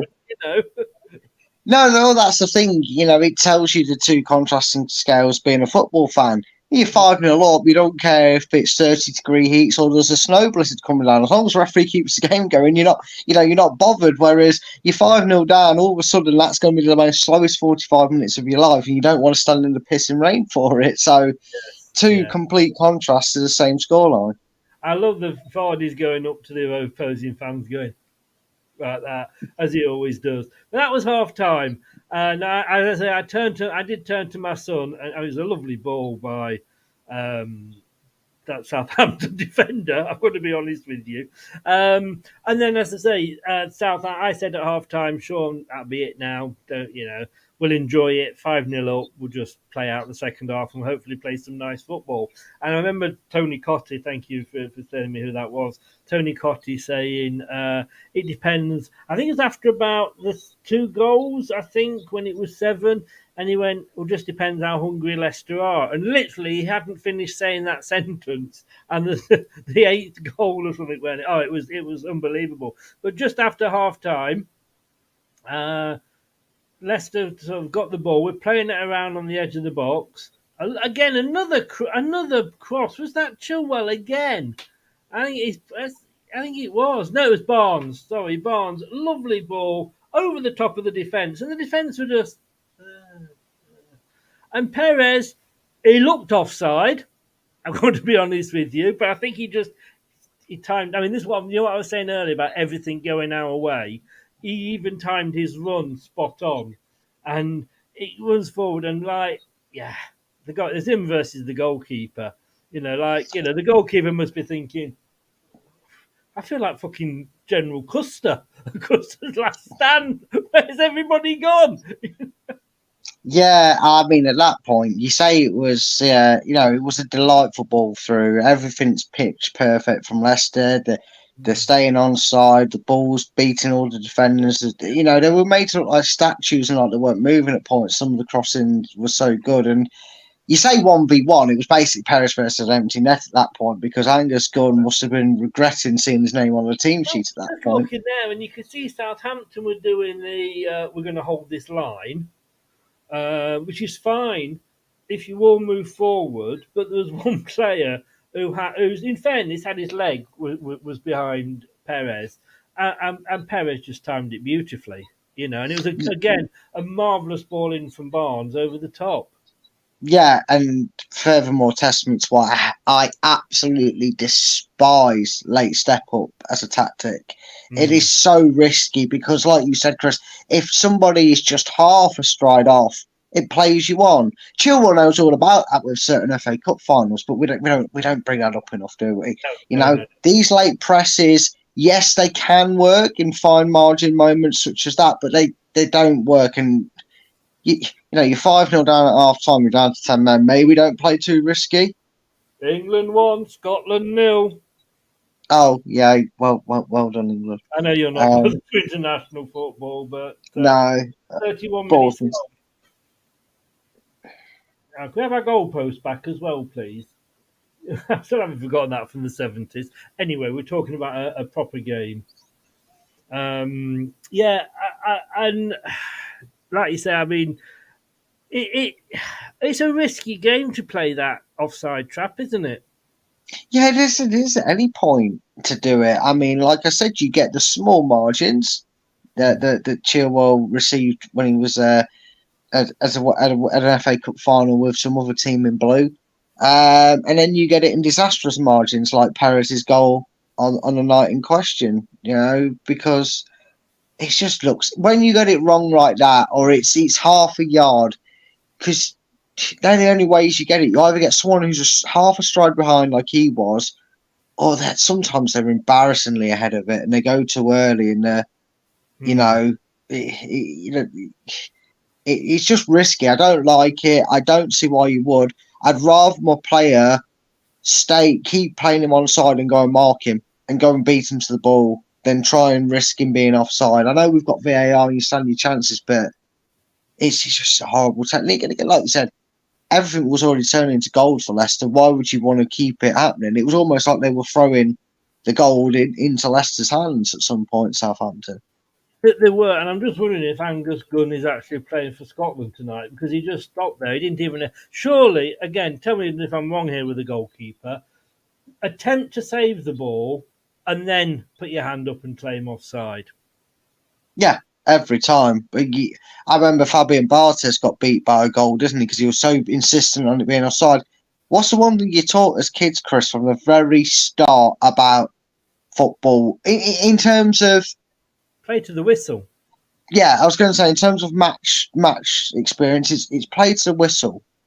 In these days now, especially with technology, let the technology decide it. Because if there's something wrong, unless it's Man U, Man City, Arsenal, Chelsea, or Tottenham or Liverpool, then the officials are fair. So let VAR do its job, or try to do its job without the officials making a burk of it and not wanting to hurt the best mate. But why? Why are you appealing for something that's not going to get sorted till afterwards anyway? And do your job first. Yes. Because make the save and then it doesn't matter, does it? 2-0. Just as we're saying that. I know you're not interested, but it's Scotland. Are you watching, Doug? Are you watching? Doug, your boys are taking a hell of a beating. Yeah, that 9 wins in a row in the in their group stages, proving very frightful if they can get stuffed by England to what it's going to achieve for At them. the moment, I know after the way we played the other night. So look, 57 minutes. Hey, we are now 6. That is, isn't it? No, Yeah, 6-0. No, that's 1, 2, 3, 4, 5. Yeah, 6-0. 6-0. Oh yeah, that that looks like 2. That's only 1 goal. 6-0. And then within a minute, it's all kicked off again, and it's on that far side, that left hand side. Lovely ball over the top. Chilwell gets it, plays it in. Oh, sorry, Barnes gets it, plays it into Chilwell, puts it up. Nobody's marking Vardy, and he's got the freedom of the penalty area, and he just nods up. Bing! It was at that point that Tony Cottee said, "It just depends whether Leicester are hungry for the record or hungry, And yeah, they were bloody hungry like a bloody Ethiopian on a diet. They were. It was worse than a training session for Leicester, weren't it? You might as well have had the defending wall dummies out there. They'd probably be more effective in a challenge for him, but it's something we'd kind of got accustomed to with Jamie Vardy. I know it'd been Mahrez that had been provided to him normally, but we were used to seeing every so often, every couple of games or so, an inch perfect ball would be planted onto the front of Jamie Vardy's head and he'd bullet header it in. One of the best goals I remember him scoring with his header was against Chelsea when we beat them 2-1. I think it was when we won the league, actually. And Mahrez put in this ball, and it was so inch perfect. I think he got a couple of games out scoring after breaking the record, the 11-11. And this ball just went straight across the front, and he headed it inch perfect. And he had no defender near him in that one. So it was something we used to seeing with Vardy when it came to a headed goal, but I mean, everything was so damning of Southampton. They couldn't defend a cross into the box. It was at that point. It was at that point, Chris. You actually, as a Leicester fan, almost felt sorry for him. Well, not the players, Southampton fans maybe, because they were trying their best to stay. I think they realised they got Manchester. I think they got Manchester City in the league, and then Manchester City in the cup with the next 2 games. And can I just say something you don't get used to seeing is VAR actually making a quick decision, but you can tell it's not a Premier League game because they made such a quick decision on that penalty that you didn't even know the game had stopped. Highfields, is it your 51st birthday today, or was it your 51st birthday then?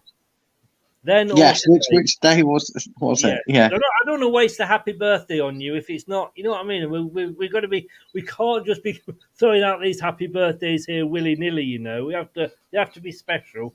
And then, okay, so here, in fairness, the Southampton fans next to us were, because at that point, when you go so many down, you're thinking like, oh my God, is this really? Are they going to sort of suddenly start going at us? And because there's a lot more of them than the Leicester fans, but and there wasn't many stewards there. But they just at this point they just sort of were getting into the swing of then. It's today. Well, if it's your birthday today, Highfields, then do you think we should give him a happy birthday? I think we should, Chris. You will. I will if I can find it. Here we go. Have a happy birthday from us to you. Happy 51st birthday, Highfields. Hope you have a absolute good one. What are you doing watching us on your birthday? You should be out getting drunk. But you're very, very welcome, obviously. Very, very welcome. And have a good one. Have a good one. So their fans were just going, bring on Manchester City and all this. So they were just they'd lost the will to live, I think, at that point. And then it comes to a free kick. Now, I did admit earlier that my predictions weren't always the best. I did say that, didn't I? Yes. But it was a Maddison free kick. Now, do you remember the days when Maddison used to take a good free kick?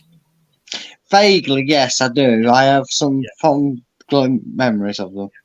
And we were behind it, because obviously we were at the far end, because obviously there was a second half. So the teams do sort of tend to change at half time. So it was the other end. And so we were behind him. I actually turned to Sean and said, top left-hand corner goal. And he looked I at said me. the same. Yeah. And now I'm a fan in the ground. You're a fan at home on the telly. Both of us opposition, all right. So, but surely somebody, whether it was Angus Gunn or anybody, could have worked out, well, that's maybe where he's going. And that was exactly where he put it. Takes the run up. I mean, Gunn, in fairness, made an effort. He was never going to get to it from where he was. No, that's the thing. The angle you see in the replay was similar to the angle you had live on the night. And I just remember, Chris, I was sat there and I heard we got a free kick. I'd kind of, at this point, my interest was slowly kind of different because we got to, this was later in the game, wasn't it? I thought, well, we'd missed the proverbial bus, if you will, for the records. I thought, oh well, we're scoring late now, but I didn't think we'd get it. And I heard we got a free kick. And at this point, I think Madison was on a bit of a hot streak with free kicks.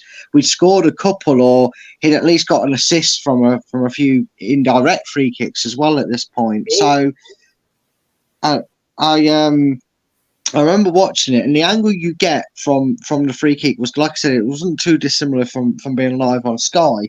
In fact, I think the whole video is cut from Sky's package to how we saw it anyway. So I remember looking at it and thinking, their goalkeeper's about 3 yards too far over that side, and he's not organised the rule. The wall is a mismatch in height. You want your two tall men central, and I think you had one on the end, one in the middle, and you had two smaller guys either side of him. And I'm thinking, if he puts up, looking at it, I think Vestergaard was off the pitch by then, in fairness. Yeah, so they'd already lost that height. Not that it made any difference, as me and Kate will tell you, he doesn't jump.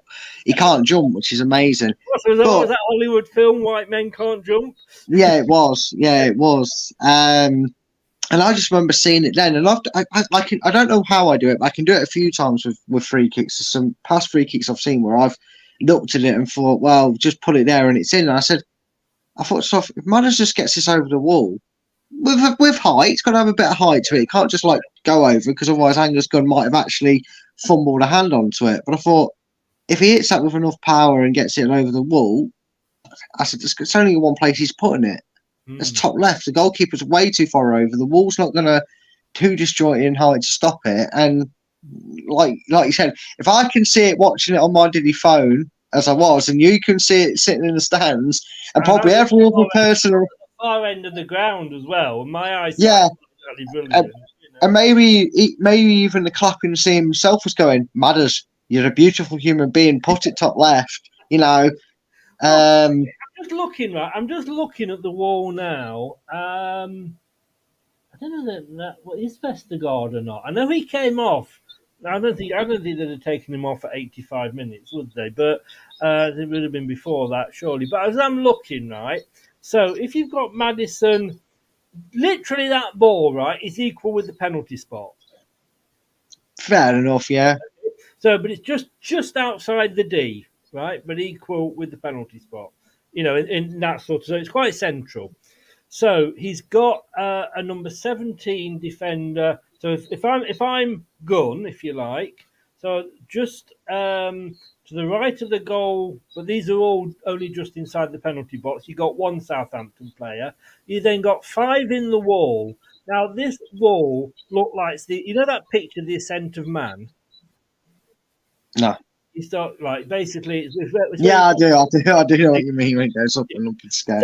That is like the Ascent of Southampton, because it goes tall, reasonably tall, smaller as you go down. There's then a gap because there's the 2 Leicester players who are getting out the way, and then there's another 2 Southampton players to the left of that.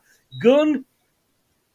Okay, I suppose I can see why he stood there, because he is stood to the left-hand side of the goal. Central, but to the left, if that makes sense. Just to the left of the goal. No, I understand it. And Madison had, they might as well have said, come and score. I mean, there's a huge area for him to aim at.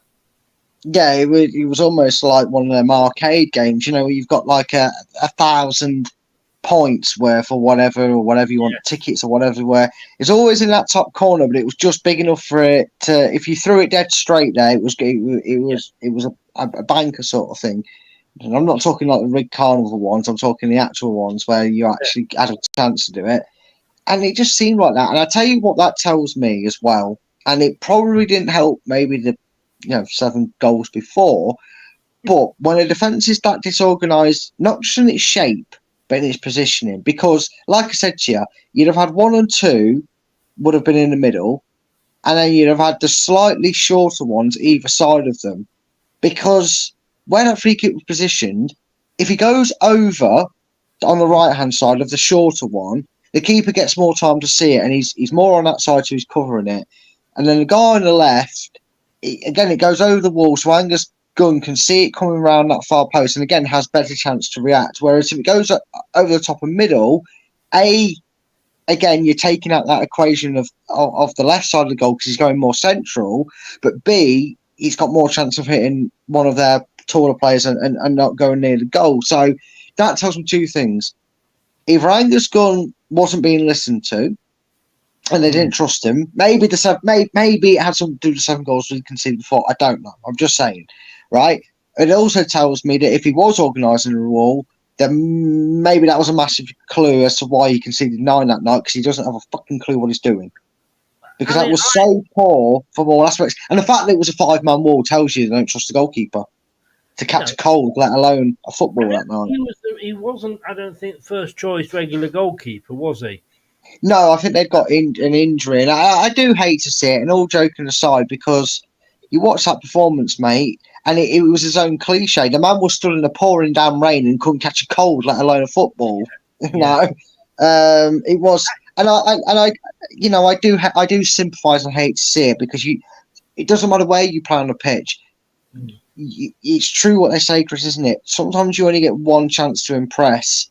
Yeah. And I can't imagine that did him any favours in getting into the team anytime soon. I'm not even sure if he was especially if he was a goalkeeper second time around. Well, he was a goalkeeper's son, because Brian Gunn was a good goalkeeper for Norwich. Norwich City goalkeeper, yes. Played against us in the FA Cup.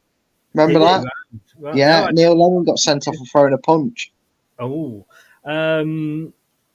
But I say, I'm not having a dig at goalkeepers, and I hate, although we do as fans, we do pick on players, let's be honest with you. Kick a player when they're down, but it was fucking awful. And looking at these goals, and I don't think I've ever looked. I mean, I've watched this show. I've got the DVD. I've got a list of them. I've got some DVDs here, and one of those is the 9-0. And I've watched it so many times. I've never really studied the goalkeeper like I have tonight with you, and having you along with your goalkeeping, hat on. He was fucking awful. I'm sorry. Yeah, I mean, could have done better than that. Yeah, very true. First of all, Ward would have had better positioning, and second of all, Ward wasn't as bad as the shambolic defensive performance was making out. And I know people might say, "Oh well, Brad, then okay, you want to talk that goalkeeper reunion." Isn't some of the blame laid at the defence for him? And that's where I will give a little bit of defence. And again, maybe it's my goalkeepers union, but there's some goals you just can't defend. No, and I mean Southampton couldn't defend them quite literally, but even if at half time you just swapped out Southampton's defence for Man City's defence, if you're setting up a wall like that and you're standing where you're standing, you're going to concede. You're still going to concede that goal. There's some things even the best or worst defence can't stop happening. Some of the earlier goals, where the hell's your defenders to help you out? That doesn't help. But his positioning and his actions and even his dives, like the one we talked about where he only went one-handed and not two, it was the worst impression you could have left on it. And I hope nobody big was potentially looking at him to scout him for signing, because safe to say that performance isn't going to get you moved. Although these moves do still happen. I've got a bit of a story I've talked to you about. We did say though, didn't we, Brad, when we were talking about Ward's performances the other season, last season it was obviously, that no matter how good as a goalkeeper you are, if the defence in front of you is bloody awful, then you don't stand a chance. But surely as a goalkeeper, you've got to take some responsibility because you are the captain. And again, correct me if I'm wrong, but if I, as a captain, at a corner, right, let's say I come in as I'm captain, go, right, you there, you there, you there, and you as the goalkeeper say, fuck off, you're going there, I want you back here and I want you there. Surely you overrule me, don't you? Well, there's a reason it's called the keeper's penalty box, if you will, or area or whatever you will. It's because that's when he becomes, you know, the captain of the area. He commands that area. That's what we traditionally always saying. The keeper should command it. And at the end of the day, yeah, there'll be stuff that's worked on in training, and it might be down to the managerial choice whether it's zonal or it's man-to-man marking. But then players know that if they hear a big shout of keepers, they're leaving it. The keeper's claimed it. He's made it his responsibility. His instructions are, I've got this. You don't need to bother with it. And if he doesn't shout anything, then he's telling you, I'm instructing you to deal with it because I cannot. Because if I come and try and deal with it, it's probably going to end in a mistake, and it's going to leave our goal unprotected because I'm out of position and flopping around on the deck like a fish, you know, trying to get to the ball, and and they're going to get a tap in. So it just, and again, we had this conversation with Ward that in some games it felt like the defence didn't trust him, and the second you've lost that trust, it's like any relationship, teammates, friendship, whatever. You lose trust, that's it. It's gone. There's no getting it back. Not at that point anyway. And unfortunately, like I said, Danny Ward. Look, I'm not saying every goal that Danny Ward conceded wasn't down to Danny Ward, because it was. There were some goals you go, well, you know, okay, the defence went there, but you could have done a lot better. You know, because like you said, Chris, you shine as a goalkeeper when you look at a save he makes, and we're not talking world class tipping the ball around. We're looking at these saves where you go, oh, thank God he's there. Thank God we know he's good at reacting saves, because the defence have let him down and he saved our bacon. Come on, let's get our heads on it and go again. As soon as the defence were beat on that game, Chris, like I said, it was empty net season, because he was. I cannot think of a goal that we scored that night where you don't look at something in it and go, what are you doing as a goalkeeper? It was one of them where goalkeepers and a union, if I wasn't Leicester fans, would have been like this watching that game. I mean, we might have saved more, but you know what I mean? It was just, Yeah.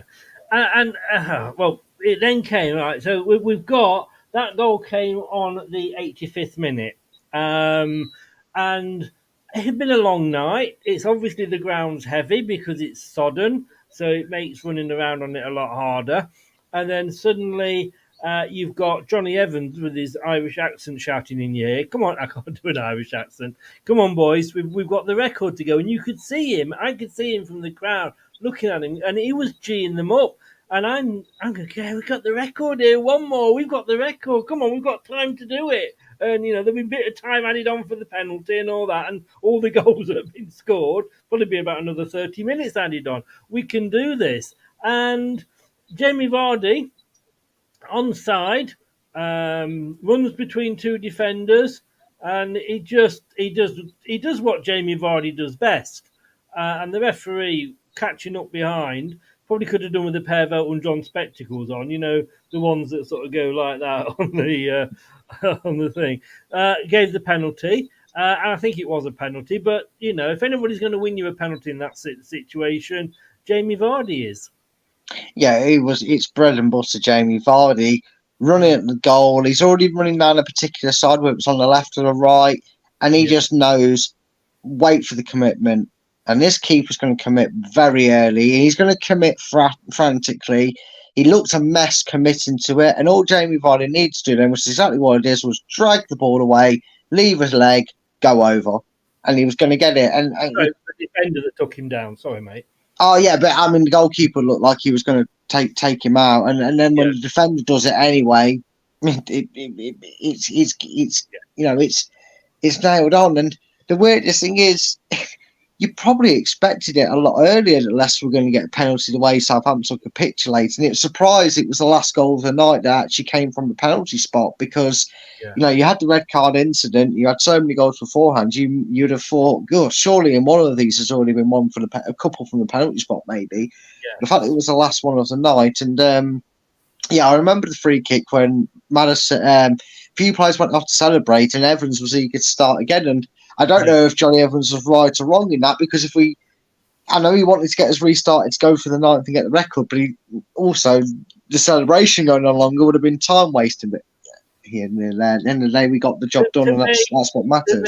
And I know which way that Craig would have gone because he's not a Johnny Evans fan, but.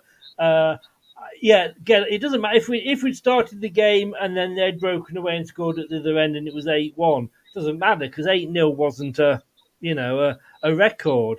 But Jamie Vardy stood up. I suppose if you want anybody to take a penalty at that point, it's Jamie Vardy. Runs in. The goalkeeper goes the right way. In fairness, the closest he got to any of the balls all night. And that was it, 9-0. Thank you very much. Good night, Vienna. Yeah, and Southampton fans could finally stop sobbing and go back to blaming it on the rain. At least with all the tears that must have been falling through the night, the rain was washing them away, and that perfect game that had it all. We actually we found the flare switch to activating Iosi Perez, Tillemans, Madison's, and Chilwell all scored. So we had a few individual goal scorers, and then Vardy goes and rounds off a hat trick. A good first goal, a header. I think he got the perfect hat trick. I could be wrong. It might have been the same foot he scored within the first goal, but he definitely scored two with his feet, one with his head. So yeah, it was perfect for the expression. 9 and feeling fine was the. Well, I tell you what. Let me have a quick look. That's Chilwell's goal. Right, let's have a look. That's the sending off. Right. Is this? Oh, hang on. This is Vardy's first goal. Yeah, that was his right foot. It might have been. He would have been right foot with both then because he didn't take a penalty left footed, did he? No. So the first one was right-footed. I'm assuming he didn't anyway. I mean, I can't imagine he would. The first one was right-footed, of course. Then it was the header, and then it was the penalty. But I mean, like I say, he could have left the ball on the floor, knelt down, and nodded it in, couldn't he? Really? Yeah, he really could have. What I find frustrating, I've got to be honest with you, looking at that is. Within a year of that, we were fucking awful. Yeah, unfortunately, as much as some people want to reminisce about the past and bring it back in it, unfortunately, with the fast-paced nature of football and how it's forever changing, how we're forever changing how we do pretty much everything in football, from scouting players to the style of play and everything. There's only so long you can go being the same team week in, week out, season in, season out, because I know people, and we was one of them, Chris. We were one of the people that during the season afterwards we had that where you said, like we said, we were nowhere near the team that was doing what it was doing on that particular season. Was because there's only so times you can do it before you get figured out. And I know me and you always went, well, we've always had injuries this season. When this team's fully fit and go in again, it'll be back up there and we'll do all right.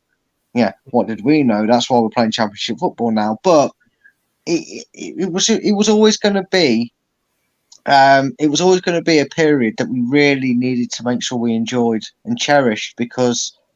We said it before, and it has happened. You have to enjoy these moments as fans for as much as possible because when they do happen, they never last, like anything in life. So, I mean, it was a cherry on the cake for that period, wasn't it?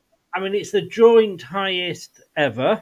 There's only I think there was a 9-1 more recently, but I think they're the only two 9-0s. Or was there another? No, there was another 9. I think Man United's 9-0 was away, wasn't it? But they did it against 9 men, I believe. But we did it first. So It was Liverpool, wasn't it? Liverpool against Bournemouth, but it was at Liverpool, so it didn't count. It didn't break our record because No. Man U were also at home when they beat Southampton. It wasn't at St Mary's. Was it? So not? we have the away record because Liverpool was at home. So we've still got the away record then. I believe so. Someone might correct me, but I'm pretty certain because it was the genius. The one sold in Amoeba, which was Scott Parker was manager of Bournemouth when they lost 9-0 to Liverpool. Well, it That was was up until the 95th minute. then he was no longer. But I mean, look, this is a page I did on my website, and I just want to quickly run through this. If you're in a hurry to go, that is fine, mate. Just shout out. But Leicester's record-breaking evening. Leicester recorded the joint largest ever margin of victory in the Premier League.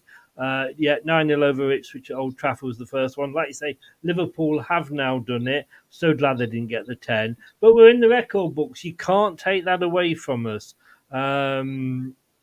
Brendan Rodgers' side became only the second team in Premier League history, at this time, of course, to establish a 5-goal lead in the first half of an away game.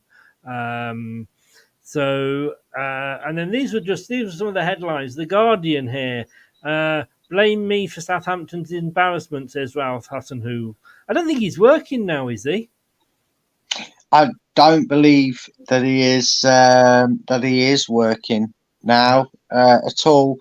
See, this is one I'd like to find out, and I'm sure maybe it's something we'll talk about a bit more in depth. But if you was the manager, Chris, I'll ask you this because I have my answer pre-prepared because I've just thought about it myself now. You've just lost 9-0. You had a player get sent off for a reckless challenge. Your defenders have played horrendously. Your whole team's played horrendously. Your goalkeeper's had one of the worst performances ever. A guy with no eyes and no arms would have been a better goalkeeper choice. It was that poor. Let's face it. Would you protect the players, or would you? I won't use that word because that will give away what I'm going to do. Or would you have done a Brendan in that scenario? Would you have thrown them out there? Would you have hung them out to dry and said, you know what? No, that's not acceptable. Throw them under the bus, sort of thing. Yeah. Yeah, well, I mean, I'll explain why I didn't want to use that terminology afterwards, but that's why I'm asking you first. Well, for me, and I always think of Nigel Pearson because remember Jose Mourinho? He was very, very good that if his players ever had a bad game, he would come out and he would do something that would get the press talking about him and not about the players. And I think that's what Nigel Pearson was trying to do with his ostrich and all that, but he just wasn't very good at it. For me, I think, look, you as a player, you've just come off, and I used to be a coach, and when I say used to be a coach, I was McDonald's Stage 1 FA coach, which is basically enthusiastic dad.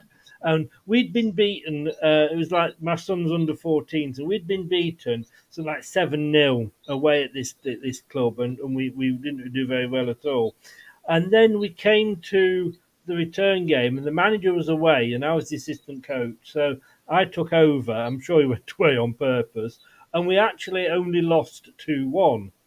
Now, the players, it was almost like a victory, if you like, to go from 7-0 to 2-1. But at that age, you don't criticise them. And I think it's you can say, well, they're adults and, they should be able to take it. But when you've just been stuffed 9-0 on national TV, so it's not like, it's just showing the highlights. It showed the whole game. You've been humiliated, caught with your pants down, whatever you want to say. Don't come out and kick the players down even further. He's come out and said, look, blame me. I should have maybe done this, should have maybe done that. What he says behind the scenes, we don't know. And he might have gone back and said, guys, look, fuck off home. Have tomorrow off. Come in here on Sunday morning and we're going to talk this through. I'm going to go out there now and take the flak because I don't think you necessarily deserve any more. Because Jamie Carragher was giving the players hell. I think I said at the start, didn't I? He absolutely tore into them afterwards. So no, that's what I would do. My God, that was a Brad answer, wasn't it? To go on. Stitched you up there, mate. What would you? So would you do that, or would you throw the players under the bus because they performed so badly? See, I would have done it a little bit weird. I wouldn't have gone out there and ripped the players to shreds, and spent gone on like a 5-minute tyrant at all the players. Nor would I have taken sole responsibility myself. And the reason I say that is because I don't like it when it's all this, oh, it's a manager's fault, oh, it's a player's fault, no, it's a manager, no, it's the players, no, it's this, well, they can only do this, well, he can only do that. Potato, you lose as a team, you win as a team, and I think sometimes that's lost. And I'd go out there and say, I got things wrong, the players got a lot of things wrong, I got a lot of things wrong, that's why we've lost today so badly. So I just want to come out and say to the fans, I'm sorry for the performance you've had to bear witness to. No fan should ever have to see this home or away, no matter no matter the circumstances, no matter the situations. Them players got told what I thought of them at half time, and they've been told now. And all I can say to you is we all take responsibility for it. And as of 8 o'clock tomorrow morning, when the good players are on the training pitch, we'll be doing everything we can to amend it and make sure you never see a performance so horrible as that again. I don't think you do. I don't like these too nice, want to be your best mates, Wally with a brolly springs to mind, Steve McLaren. I don't like managers like that because some players don't learn anything from you. They're not going to listen to you when you're all pally joking and then you're trying to be serious. They're just like, piss off, mate. No one cares what you think. And I think you've got to be kind of a bit of both. You've got to take responsibility yourself, but you've got to be honest with the fans, because I would rather, as a fan, know that my manager's not going, oh, it's okay, guys, it was only 9-0, I'll take it, my bad, it's all my... No, I want to know I've played bad. I want someone to tell me that. And I agree with you totally. And I don't think, for example, O'Neill would have ever come out and thrown the players under the bus. But my God, or even Brian Clough. I don't ever remember Brian Clough criticising any of his players to the camera. But what I do, I'm sure he told them what. Well, I do know because I've been reading Martin O'Neill's autobiography. So I didn't realise that Martin O'Neill and Brian Clough had a huge, big fallout. But that was because of how Cloughy was behind the scenes, if you like. But he never did it to the camera. And I'm not saying go out there. The thing is, if you go out there and say, yeah, the fellas, the players did this wrong and that wrong, then if you with any decent reporter, they're going to go for that. Oh, so you're saying that Bertrand did this or Vestergaard did that? Just players I can remember, obviously. But what he basically did was when he came out and did that, he killed it dead. Because if you go and watch, like I say, Jamie Carragher's.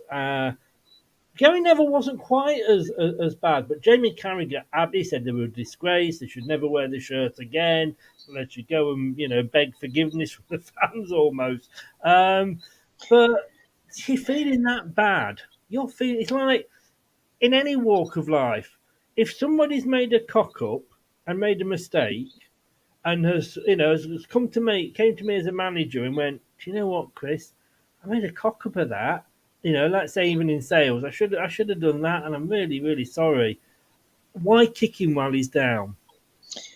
Yeah, but that's what I mean. That's why I think it's no good going in hell for leather at these players, because it's going to be so unresponsive.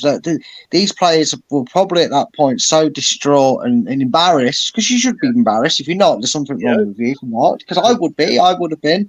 And you kind of maybe just have to let it simmer with the players, and you just say, look, there's no point talking about it.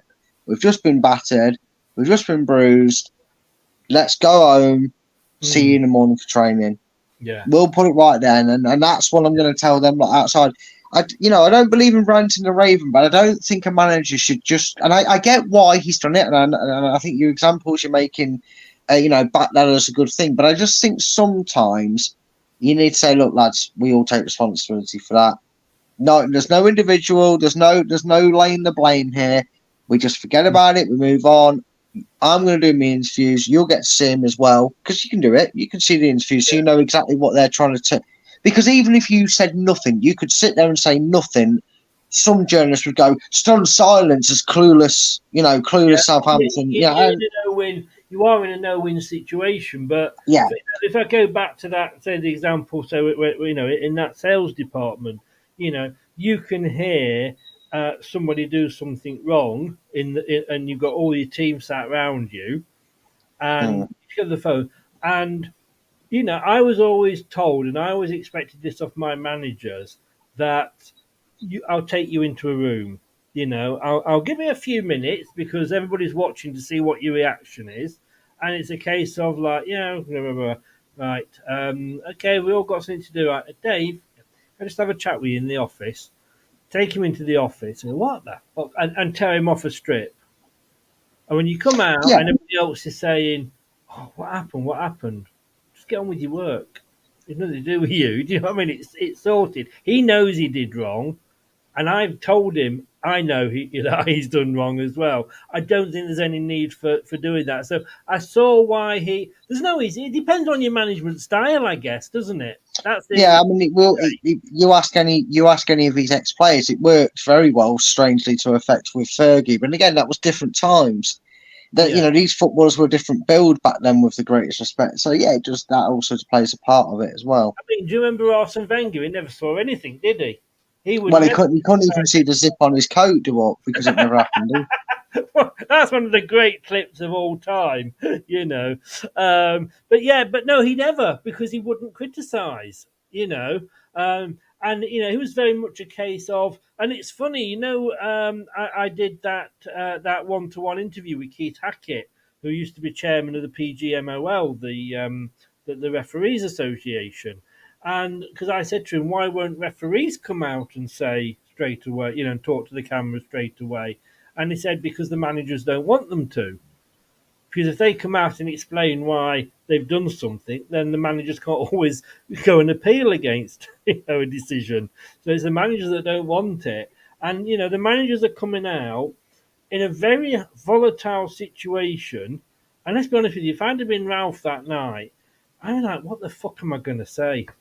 I really don't want to go out and do this interview. And we've seen managers that haven't gone out and have sent either the captain or sent the assistant manager out to speak to I think Jose very often did that. He'd send his assistant out if he didn't want to talk to the camera because they'd lost. And I suppose it's a case of the least I say, the least they can quote me on. Yeah, they can say, like you said, stunned silence, but... Yeah, and again, that was a very common tactic. In fact, you'll probably speak to most players from the early 2000s and 90s, probably more than anything, would know that if the assistant is out doing a post-match interview, it's because you're getting a dressing down. You're getting an off-camera dressing down, if you will, from the manager. He's making sure nobody's going home for another at least 10, 15 minutes while he's ranting and raving at you. Yeah. And something I did actually find out as well is sometimes in these performances, you'd get a very random player that would come out and do they'd get the post-match stuff with, wouldn't they? Because, with Leicester, we've always said, oh, there's our media guru. It's Maddison for a while. I know he's not featured for us yet, but it's been like Connor Cody, the early pre-season, and Harry Winks and Dewsbury Hall. They're clearly the media maestros of the club right now. But sometimes after a beating like that, some random player who's probably had 2 interviews in his whole life is out there. And to give you the perfect example, say, for example, the goalkeeper went out and did the press conference or whatever and spoke to the cameras for him. It was actually a tactic used by managers to kind of say, look, you've really let me down. I've not liked what I've seen from you, so I'm going to make you do something that you don't like, and that's handled in the press conferences. Some of these players hate having to go out and shine in media. It's why you don't see them do many press conferences at all. Some players are actually sent out as a form of punishment for it, so know they're getting a scolding. They're hoping that when a manager closes the door, they're thinking, oh God, don't say my name. Go with the press. Because sometimes it's just the assistant knocks and say, Gaffer, they're asking if anyone's available. What do I tell them? And some players said, I was looking around, hoping he wouldn't go. You can get out there and explain why we've just conceded 6 goals or whatever. So yeah. It's a strange old world, isn't it? Yeah. Oh no, it is. It is. I mean, you can just see there on screen. I don't know if you can or not, but Carragher labels Saints' performance absolutely disgraceful. Saints versus Leicester, though, this was 9 things we learned. We can score, we can score, we can score, we can score, we can score. As Ronald We says can there, score, Angus yeah. Gunn is actually still a goalkeeper at Norwich. Oh God, is he? Poor Yeah. Norwich. They've actually got Wood now. Hang on a second. Can you believe in their this is their first team squad goalkeepers? They've got 5. It's a very weird trend we're setting us and not us and them, aren't we? I know. Let's just see. I don't know who's their regular goalkeeper.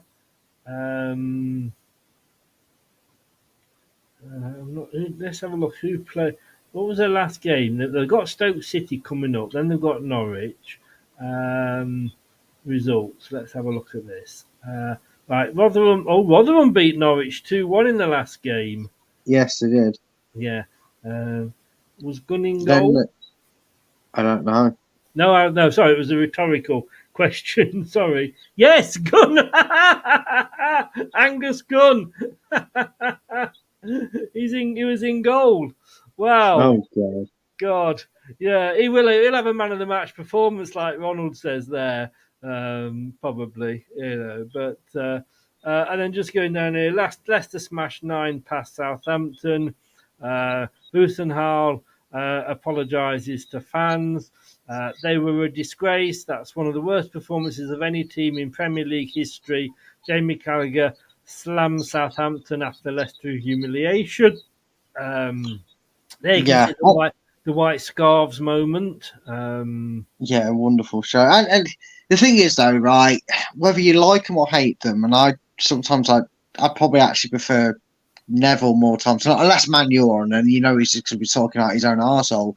But the thing is it what the kids say? These guys sometimes they say things and try and be dramatic just to be, just to get clout. They try and get some viewership. They try and get their shorts made and people, saying, "Oh, look, here's Carragher going off for one at Southampton." 30-second, 2-minute video, and it's ironic, isn't it? Because he does something like this and say they're a disgrace, yet he was spitting through car windows. So yes, hot calls kettle in certain disgusting behaviour if you want to go that far down it. Yes.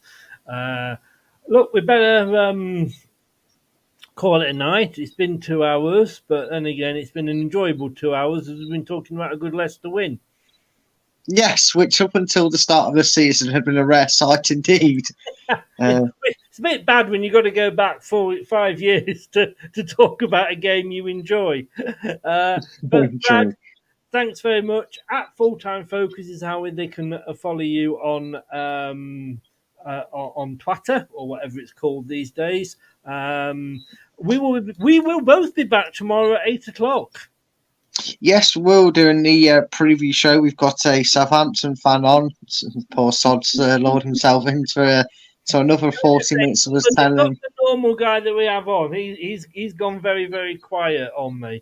So I wonder why. It's almost like that 9-0's affected mentally. But yeah, it'd be fun.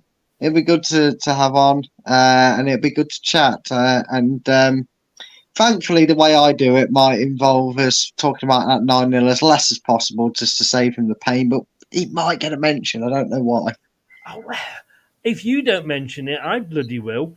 So, on that note, thanks very much, Brad. It's been a pleasure having you on, and take care. And great report. If you haven't checked it out yet, on LTID TV 2, it was a look back at the ladies' transfer window. I was going to say looking back through the ladies' window, but that sounded wrong.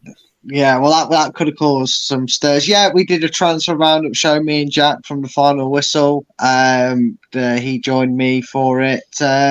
Just looking through the busy transfer window. So if you are interested in the ladies' game and especially following the Leicester ladies, you can go check us out on that. So yeah, kicking off in a couple of weeks. as well. Yes, and this month it starts. It's a bit different because it's obviously built more like the Scottish League. There's only 12 teams in it, but Leicester looking to make it a third time's a charm in a sense of surviving the drop out of the WSL. They're starting to embed themselves in. So hopefully it will start.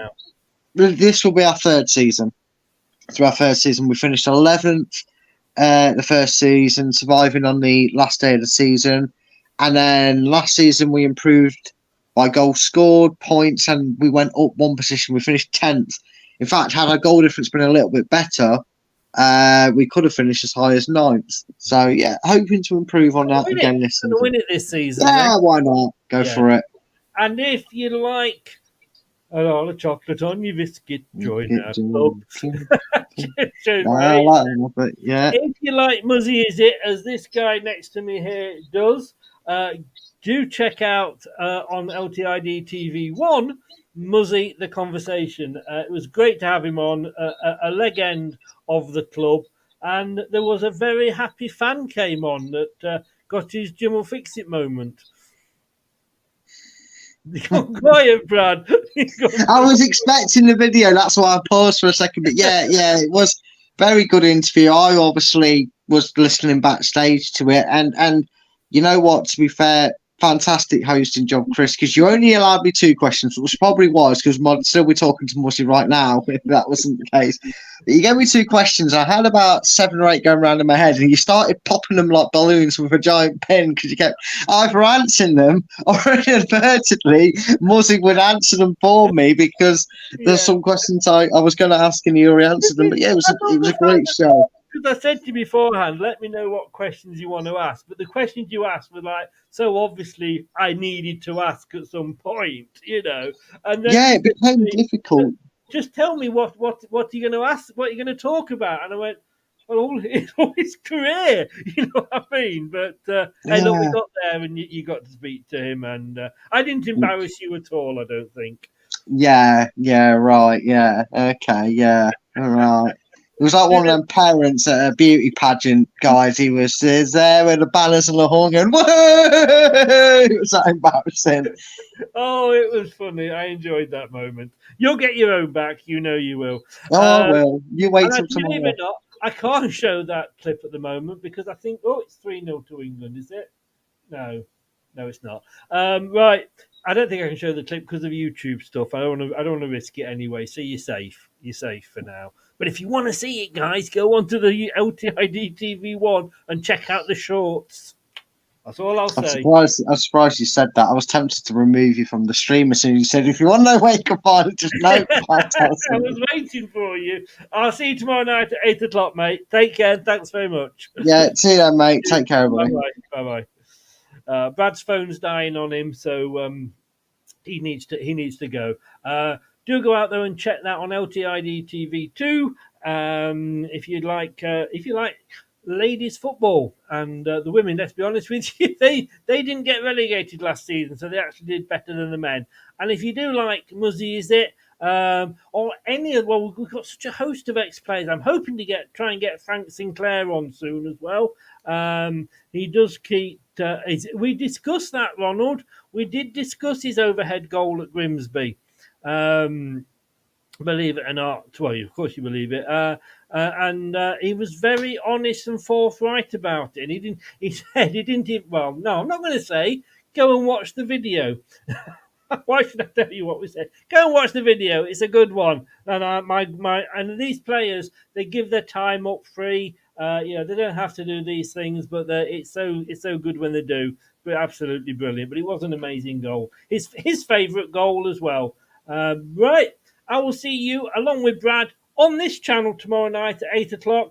We're going to be talking to a Southampton fan, and we may just mention the 9-0 again. This has been LTID TV. I've been Chris. Thank you all for watching and listening. If you're listening on the podcast, this is Arnie, and it's a very good night. Take care, and thanks for watching and joining in. Good night. Thanks for watching. These videos are tremendous. You'd better like them too, or I'll be back. This podcast is proud to be part of the TalkSport Fan Network. TalkSport. Powered by fans. That will conclude this evening's entertainment.